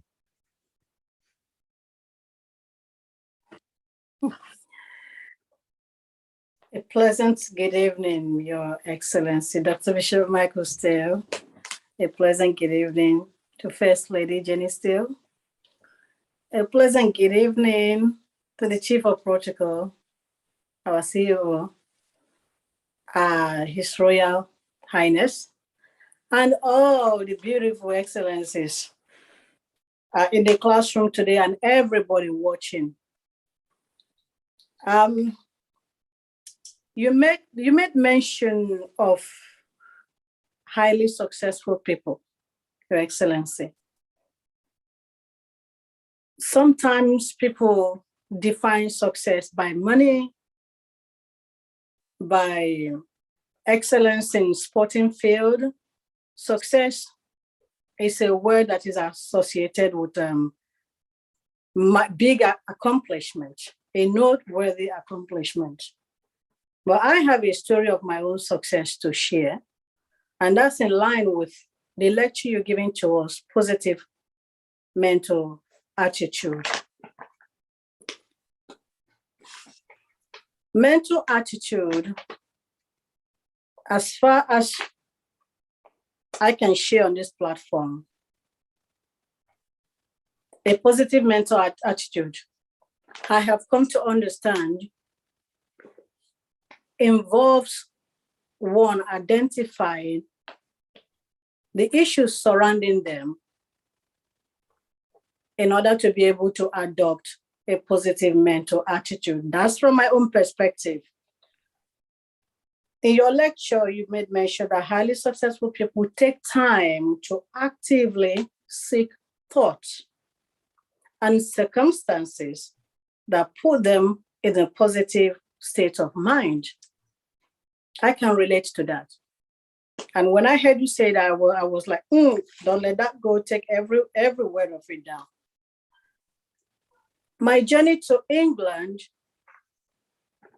was so easy, was so good, was so blessed. But my stay in England, I felt like someone who is shipwrecked. Though I was in the golden nation, but I felt like I was shipwrecked. That impacted on me mentally, psychologically, in so many ways. And it got to a point where there was a medical intervention. In them days, you don't talk about having mental problems, because you do that on your CV in England, you don't get no employment. Depression is something nobody talks about. You deny it. And when reference go to your doctor needs to seek your permission before he releases that aspect of your medical record to an employer. Unlike these days, mental health is no longer an issue. It is well recognized. Mental health is a is being given a platform where people deserve to be helped. But in those days in the 90s in England, you don't say you have mental health issue. Why am I bringing this up and equating my accomplishment then to a big success? Having been put on medical intervention, I had to review why I got to the state I was. I had to write down the circumstances that has put me where I was, and I had to cross them off. And as I cross one off, I tell myself, if this is met, I will move on to the next. And when I get to the last ladder, I will have no problem. Although I discussed this with my doctor, yet my doctor still insists it's a mental depressive problem that requires medical intervention. So I agreed with him, continued on medication. At some point, I began to self-withdraw myself. Now, I'm not going to go in detail because people's mental problem are different. And I would not want to encourage anybody to go against any medical intervention, but I am just trying to share how mind over matter can sometimes bring us out of the jungle, out of a hostage situation. When I got to the point of understanding that if point A happened, my culture was there, that was there, my community, I identified things that had impacted me and brought me so low. I crossed them off. Then I began to withdraw from the treatment. I developed the positive attitude that I'm going to try and accomplish, if not all, some of them to give me a reduction in the level of mental turmoil that I was going through. And each time I go for my review, I'm told, you're doing very well. You're looking brighter. You're looking positive. And when I was signed up at the last time, once I was signed up by the doctor, I went back to my drawer. I had heaps of medication that were very, very expensive that I never used. Why? If I continue on that medication, I will become another vegetative person, Black person in an unknown community, possible, eventually being locked away for being a threat to the society. I wasn't going to let myself to be lost. I was valuable to my race and I loved my race. Though I wasn't with my race, I knew from that shipwreck I'll find my way back. And so I refused to be swallowed. I mean, I came from a country where life is so tough. And I was not sunken in my country where I come from. I was not going to allow myself to be sunken. I thought it's a piece of cake, what I'm going through here compared to what I've gone through back. So there was a whole rafter of talking to myself all the time. And this is a young girl that lived in a community where I was the only single Black person. Each time I see a Black person passing by, I run after them. Hey, brother, do you live here? I run after cars just to get somebody to say to me, yes, I live here, or, I'm from this country. So I had to do a rafter of self-assessment, self-evaluation, understanding where the problem is coming from, and knowing that I am on the verge of a threat, extinction, if I continue on the path I was. So it was a huge psychological program that I gave to myself. So yes, positive mental attitude. For me, I identify where the problem is. I identify that if I can have if somebody comes to me and say, hey, there is African party going on next street, that very day I will have a change of attitude. I will feel much better. I will sleep much better. So I identify all those things. Some of them were so hefty to accomplish, and some of them are easy. It requires relocation. It requires rehabilitation of social structure, social circle, and so on and so forth. And so identifying what the problems are, is so key to becoming to having this very positive mental attitude, which we require to survive. People can be as rich as they want, but yet, without a good positive mental attitude, when you go to your house, haven't had a hard day at the boardroom, haven't had a bad day with the staff, even when you get mad, when you get back to your house, it can make a difference between being focused on the next day program and being swallowed up in what had happened. So positive mental attitude cannot be overlooked. Your Excellency, let me just add one more thing. I've had a program of work going around me. It came on me suddenly. I had to accept the proposal. So I've been having sleep deprivation. Yesterday, I did my Bible study and, I psyched myself up. Nothing is going to floor me. I am this. I made all the declaration. 8 o'clock in the morning, I had a knock. And I thought, no, who is this? Open the door. Can we finish the painting we started yesterday? I said, what? Do you sleep? What time? And then I realized, no, I made some declaration. Calm down. I said, oh, hello, yes, okay. Just give me 1 minute. Let me just, make myself right. And so I had to go back upstairs to say, this, you declared, you said, this is what you're going to do today. This is how you are going to approach it. No matter what happens, do what you already proposed to yourself. And that's how I carried myself along that day. Now, if I never did it, there were a whole raft of people that came in afterward, marching up and down all over the place. I could have been in a right raw mood, like a lady who is going through her elemental period, but I had to hold it in there. So positive mental attitude, it can win you a huge contract and it can deprive you of a huge contract. Can help you, a broken relationship, even to survive. A fragile relationship can survive based on positive mental attitude. One person can turn even a farthing into wealth by positive mental attitude. A homeless person can come out from being homeless into owning a mansion. Positive mental attitude. It is the organ, it is the key to our being able to make it. And this is why I take on board when you say highly successful people take time to actively seek thoughts and circumstances that put them in a positive state of mind. Thank you, Your Excellency. Come on, let's celebrate her. Come on, let's celebrate Her Excellency. Your submission, your contribution, and your coming public and telling the world about you is such a testimony. I want to share something with you, Zen. And by the way, in the class of Steele, this is mentoring. This is not why is this person talking or that person talking or how. It's nothing to do with that. This is mentoring. That's why you're here, and that's why we do it. You're going to help me. I'm going to help you. We're going to help each other. All of our journeys are different. Our challenges, our horrors, our nightmares are different.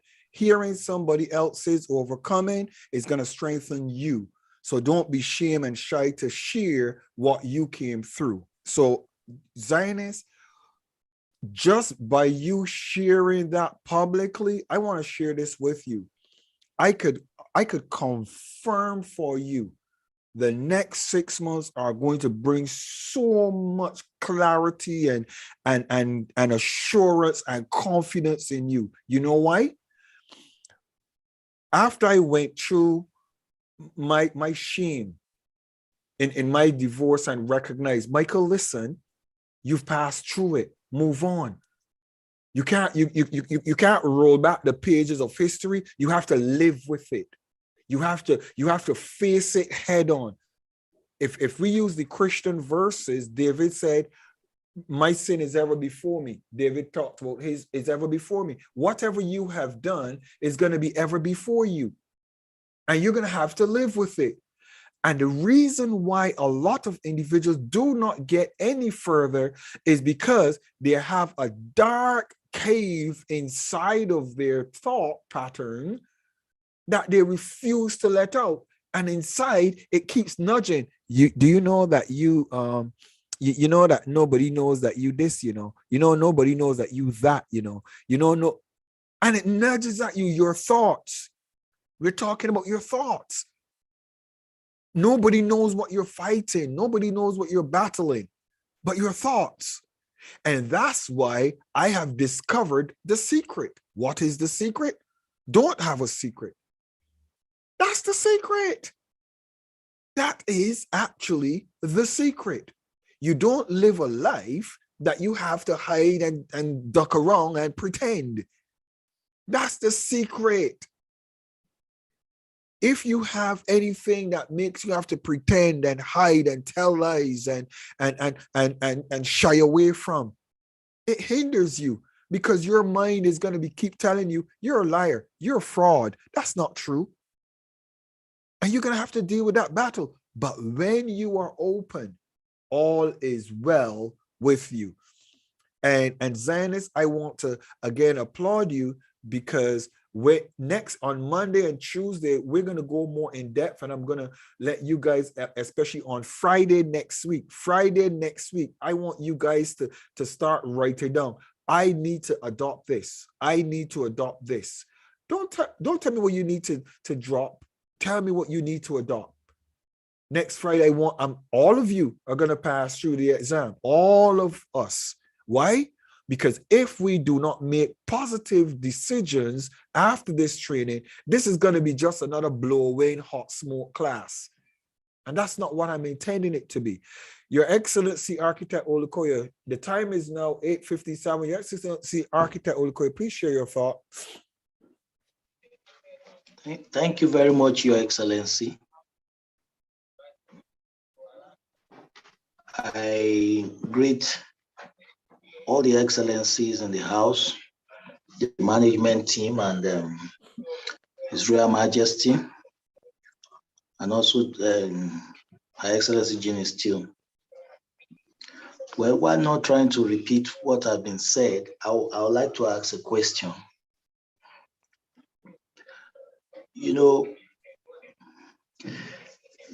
There is something about, our temperament also in dealing with what you presented tonight.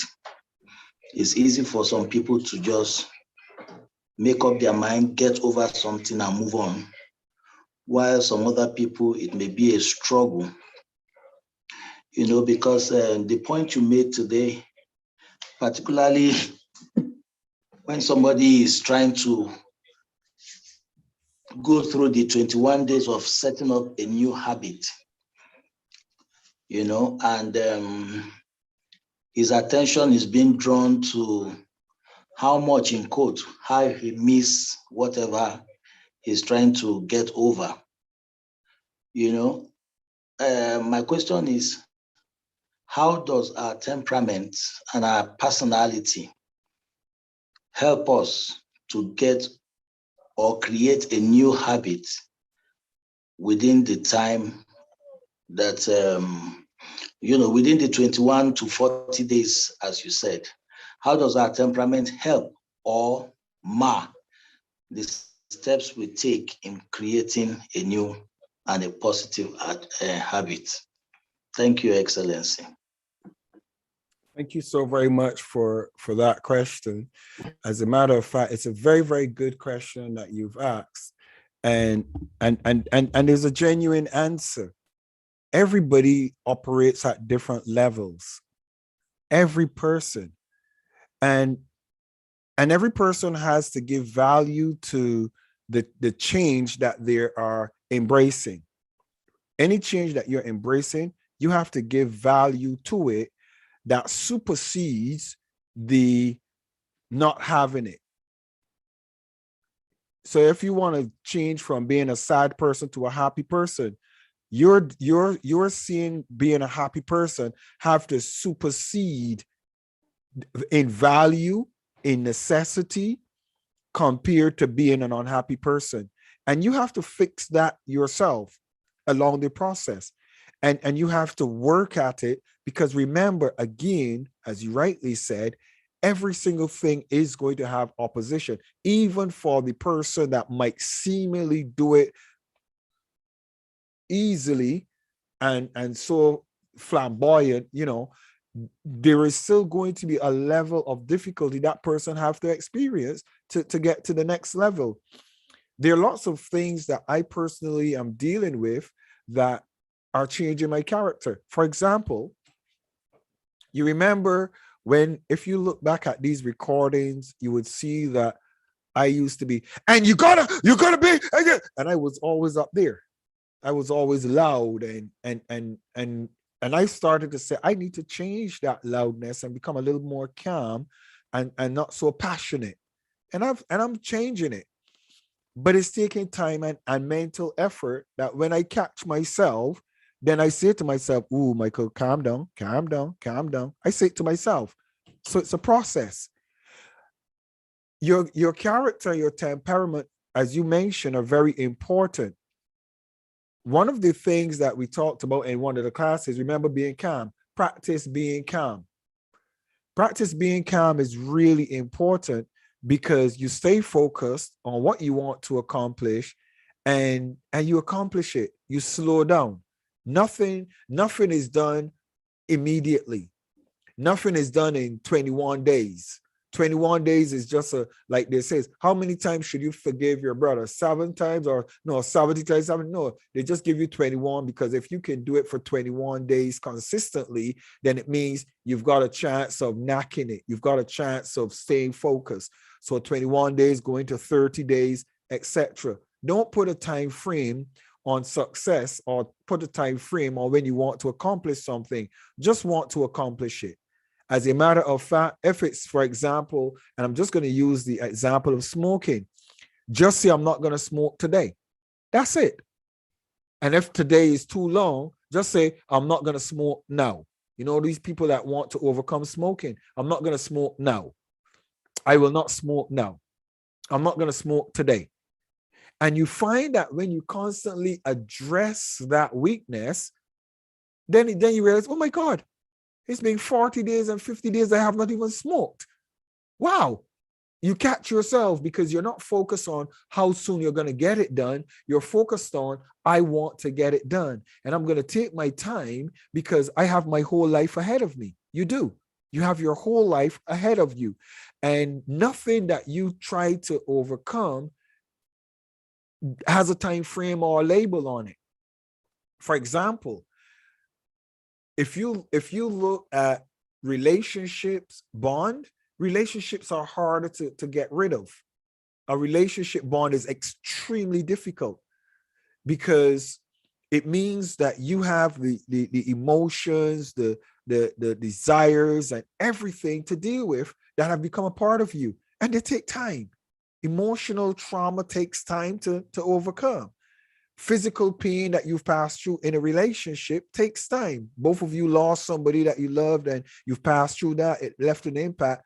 So there is no time frame genuinely in looking at things. The key thing is that you stay focused, stay committed, don't give up, and don't put a deadline on it. Just make up your mind, I'm not going to do it anymore, or make up your mind, this is what I'm going to be doing now. And just keep doing it. The class of Steele, somebody might say, but how do you do Monday, Wednesday, Friday, Saturday, Sunday? Monday, Wednesday, Friday, Saturday, Sunday. Committed every single Monday. How do you do it? One Monday at a time. Then the next Wednesday at a time. Then the next Friday.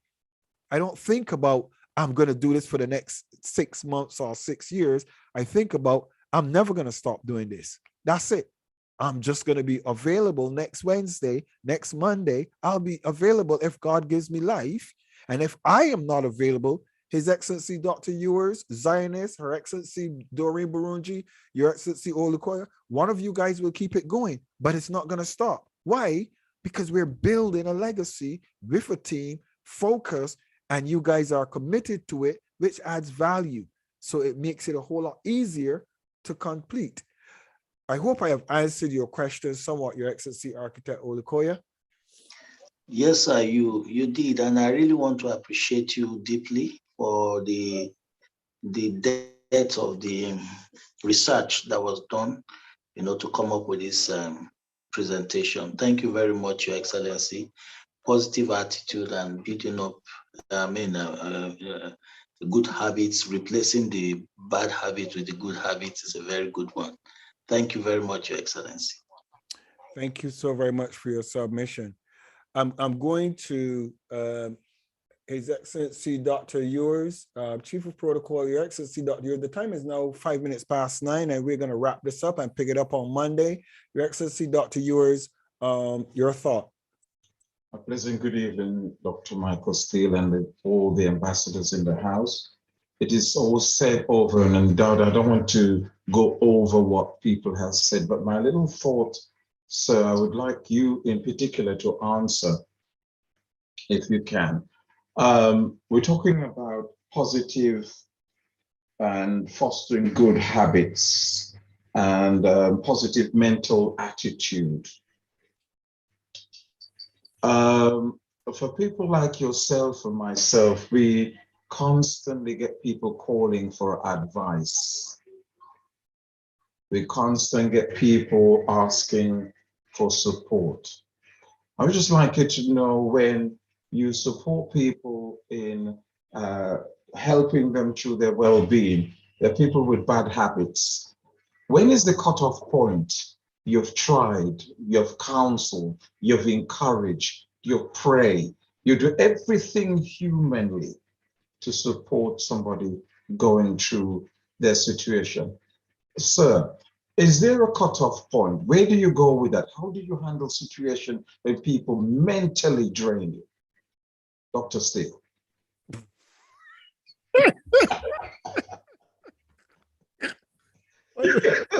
You're the right person to answer.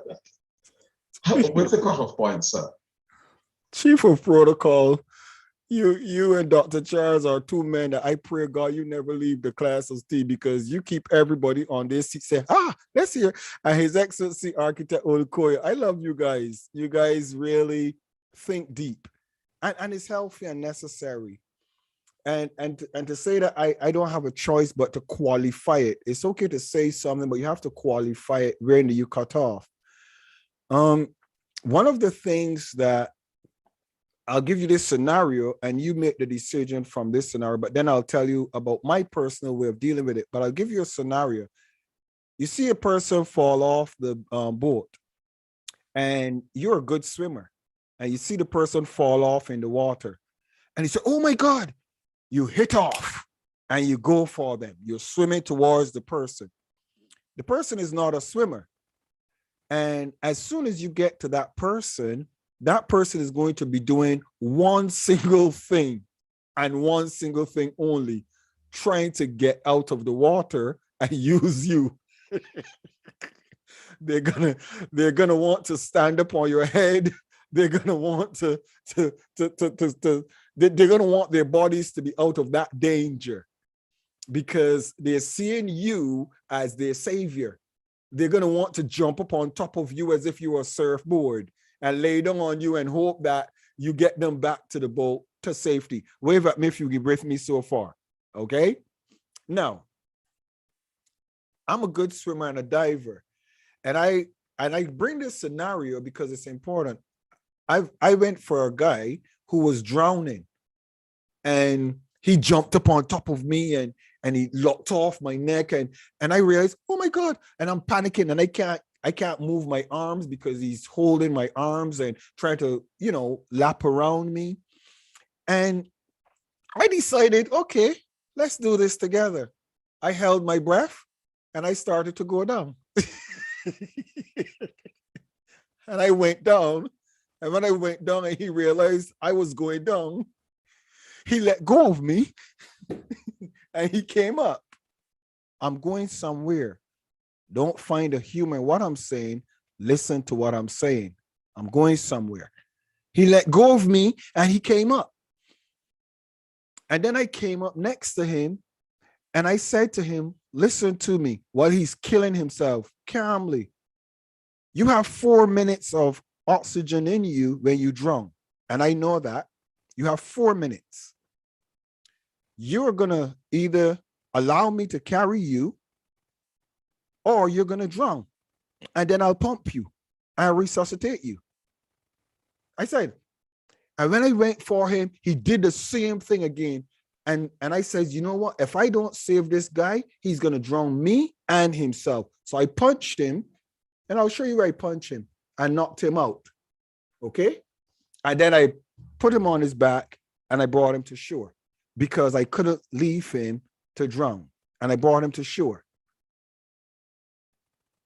In life, you're going to find individuals that you're going to have to make a life or death decision. If you're with somebody that is going to cause you to lose your own life or cause you to lose your own position or your character or your calm, you have to decide how long you're going to tolerate the person. You have to make that decision yourself. The other thing is, if your life calling like mine, my life calling is to help individuals. I don't have a time limit to helping people once they're helpable, if there's such a word. Once a person is helpable, I'm available and very capable. But when I find that a person becomes a detriment to themselves, myself, and the team, I cut them off. I have to. Because am I going to allow somebody to destroy the whole class of Steele just because I care about them more than anything else as an individual? Or am I going to allow them to go their own way and self-destruct because they refuse to come into an environment where I can help them? You have to make that decision yourself. And that's a very hard decision to make that you can't give anybody counsel on. I would never counsel somebody on when do you give up? Because I've had persons that I've worked with for 15 years. And all throughout those periods, the first 5 or 10 years, they never seemed to change. Persons thought I was mad, I was crazy, I'm wasting my time. But how many of you saw my wedding photos that I shared on my status? Those are my wedding photos that I shared on my WhatsApp status. And those guys were the only guys that were at my wedding, my wife and myself, because those guys respected us and loved us and valued us because they saw that we made a difference in their lives because I didn't give up. I didn't throw in the towel. I stayed the test of time. So you have to make that decision yourself. And you have to determine how much you can take and how much you're willing to take. And for myself personally, I've spent my whole life being a reject. And this is not a sad sack story. I'm not telling you a sad sack story. I'm just telling you something that is real. I've been rejected by family. I've been rejected by wives in the past. I've been rejected by church. I've been rejected by business partners. I've been rejected by associates. And I have learned how to deal with it, because somebody rejecting you does not cause you to be labeled a reject. No, somebody rejecting you just means that you are not their cup of tea, or you're not the person that they want to work with or can work with. And that's okay. You get to the place in life where you discover that's okay. A family deciding they don't want you to be a close, intimate part of the family, that's okay. That's fine. There's no demand on a family to receive you. There's no demand on a business to treat you kind. And when you go kindly on yourself and you recognize that I don't have to be your cup of tea, but I sure as heaven am my own cup of tea. I am my cup of tea. I love me and I cherish me and I value me, and I'm going to give me to somebody who is going to love and cherish and value me. And First Lady Jeannie and I, we are a fantastic team. Minister Ewers, you and I are fantastic friends. And I have quite a few fantastic friends around the world. Corporations that I'm a part of, Ethos Asset Management and Carla Santos, our COO, CEO for Ethos Asset Management. We have a fantastic relationship, good friendship, built a good team. So you have to find where you fit and just build from there. Are you with me? But point number 1 to 100 is the same. Do not devalue yourself And do not allow anything or any person to pull you to the place where you give up for them. You must make sure that you preserve your life because you are valuable to the next generation. Those of you who haven't shared this evening, we will get to you on Monday. I want to thank you so very much for listening in on this broadcast this evening. I appreciate all of you. In the class of Steele, I want to appreciate Her Excellency Doreen Burunji, our COO, His Excellency Dr. Donald Ewers, our Chief of Protocol. I want to acknowledge also His Excellency Architect Olukoya, who's responsible for the minds and the thoughts and the future of the youth of our nations. I want to appreciate Her Excellency Bishop Dr. Comfort Adu, who is responsible for West African region and also for those in Botswana and the surrounding areas and regions. Chuka Ameka, thank you so very much, Your Excellency Chuka Ameka, who is responsible for our web development team and what is happening on our internet security, our cyber security. I want to appreciate him this evening. Stephen Abu, Adiola, all of our members, First Lady Jeannie Steele, His Royal Majesty Edwin Madu, and all other members, watchers, and friends. Thank you so very much for being with us this evening. Have yourself a fantastic weekend. And remember, as soon as they hear of me, come on, guys, as soon as they hear of me, they shall obey me. The strangers shall submit themselves unto me. Why? Because I have the solution. I have the answer. I am willing, I am capable, and I am able. And guess what? And I have the right attitude that they need for me to be a part of their team. I'm His Excellency Dr. Michael Steele. You've just been watching the Class of Steele broadcast. Good evening and God bless. I will see you guys on Saturday. And just for the record, please remember that next Saturday, the 12th, is the Women's Conference. I hope all of you guys are already registered or getting registered, because trust me, this one is going to be phenomenal. And on the 19th of February is the Men's Conference. Oh my goodness. I refuse to tell you who the men that are speaking are going to be, because I want you to be excited and just show up. And it's free. Why is it free? Because that's just the nature of life. You don't pay for oxygen, do you? God gave it to you. The Class of Steele, God has given it to you. Take advantage of the opportunity. Good night, everybody, and God bless.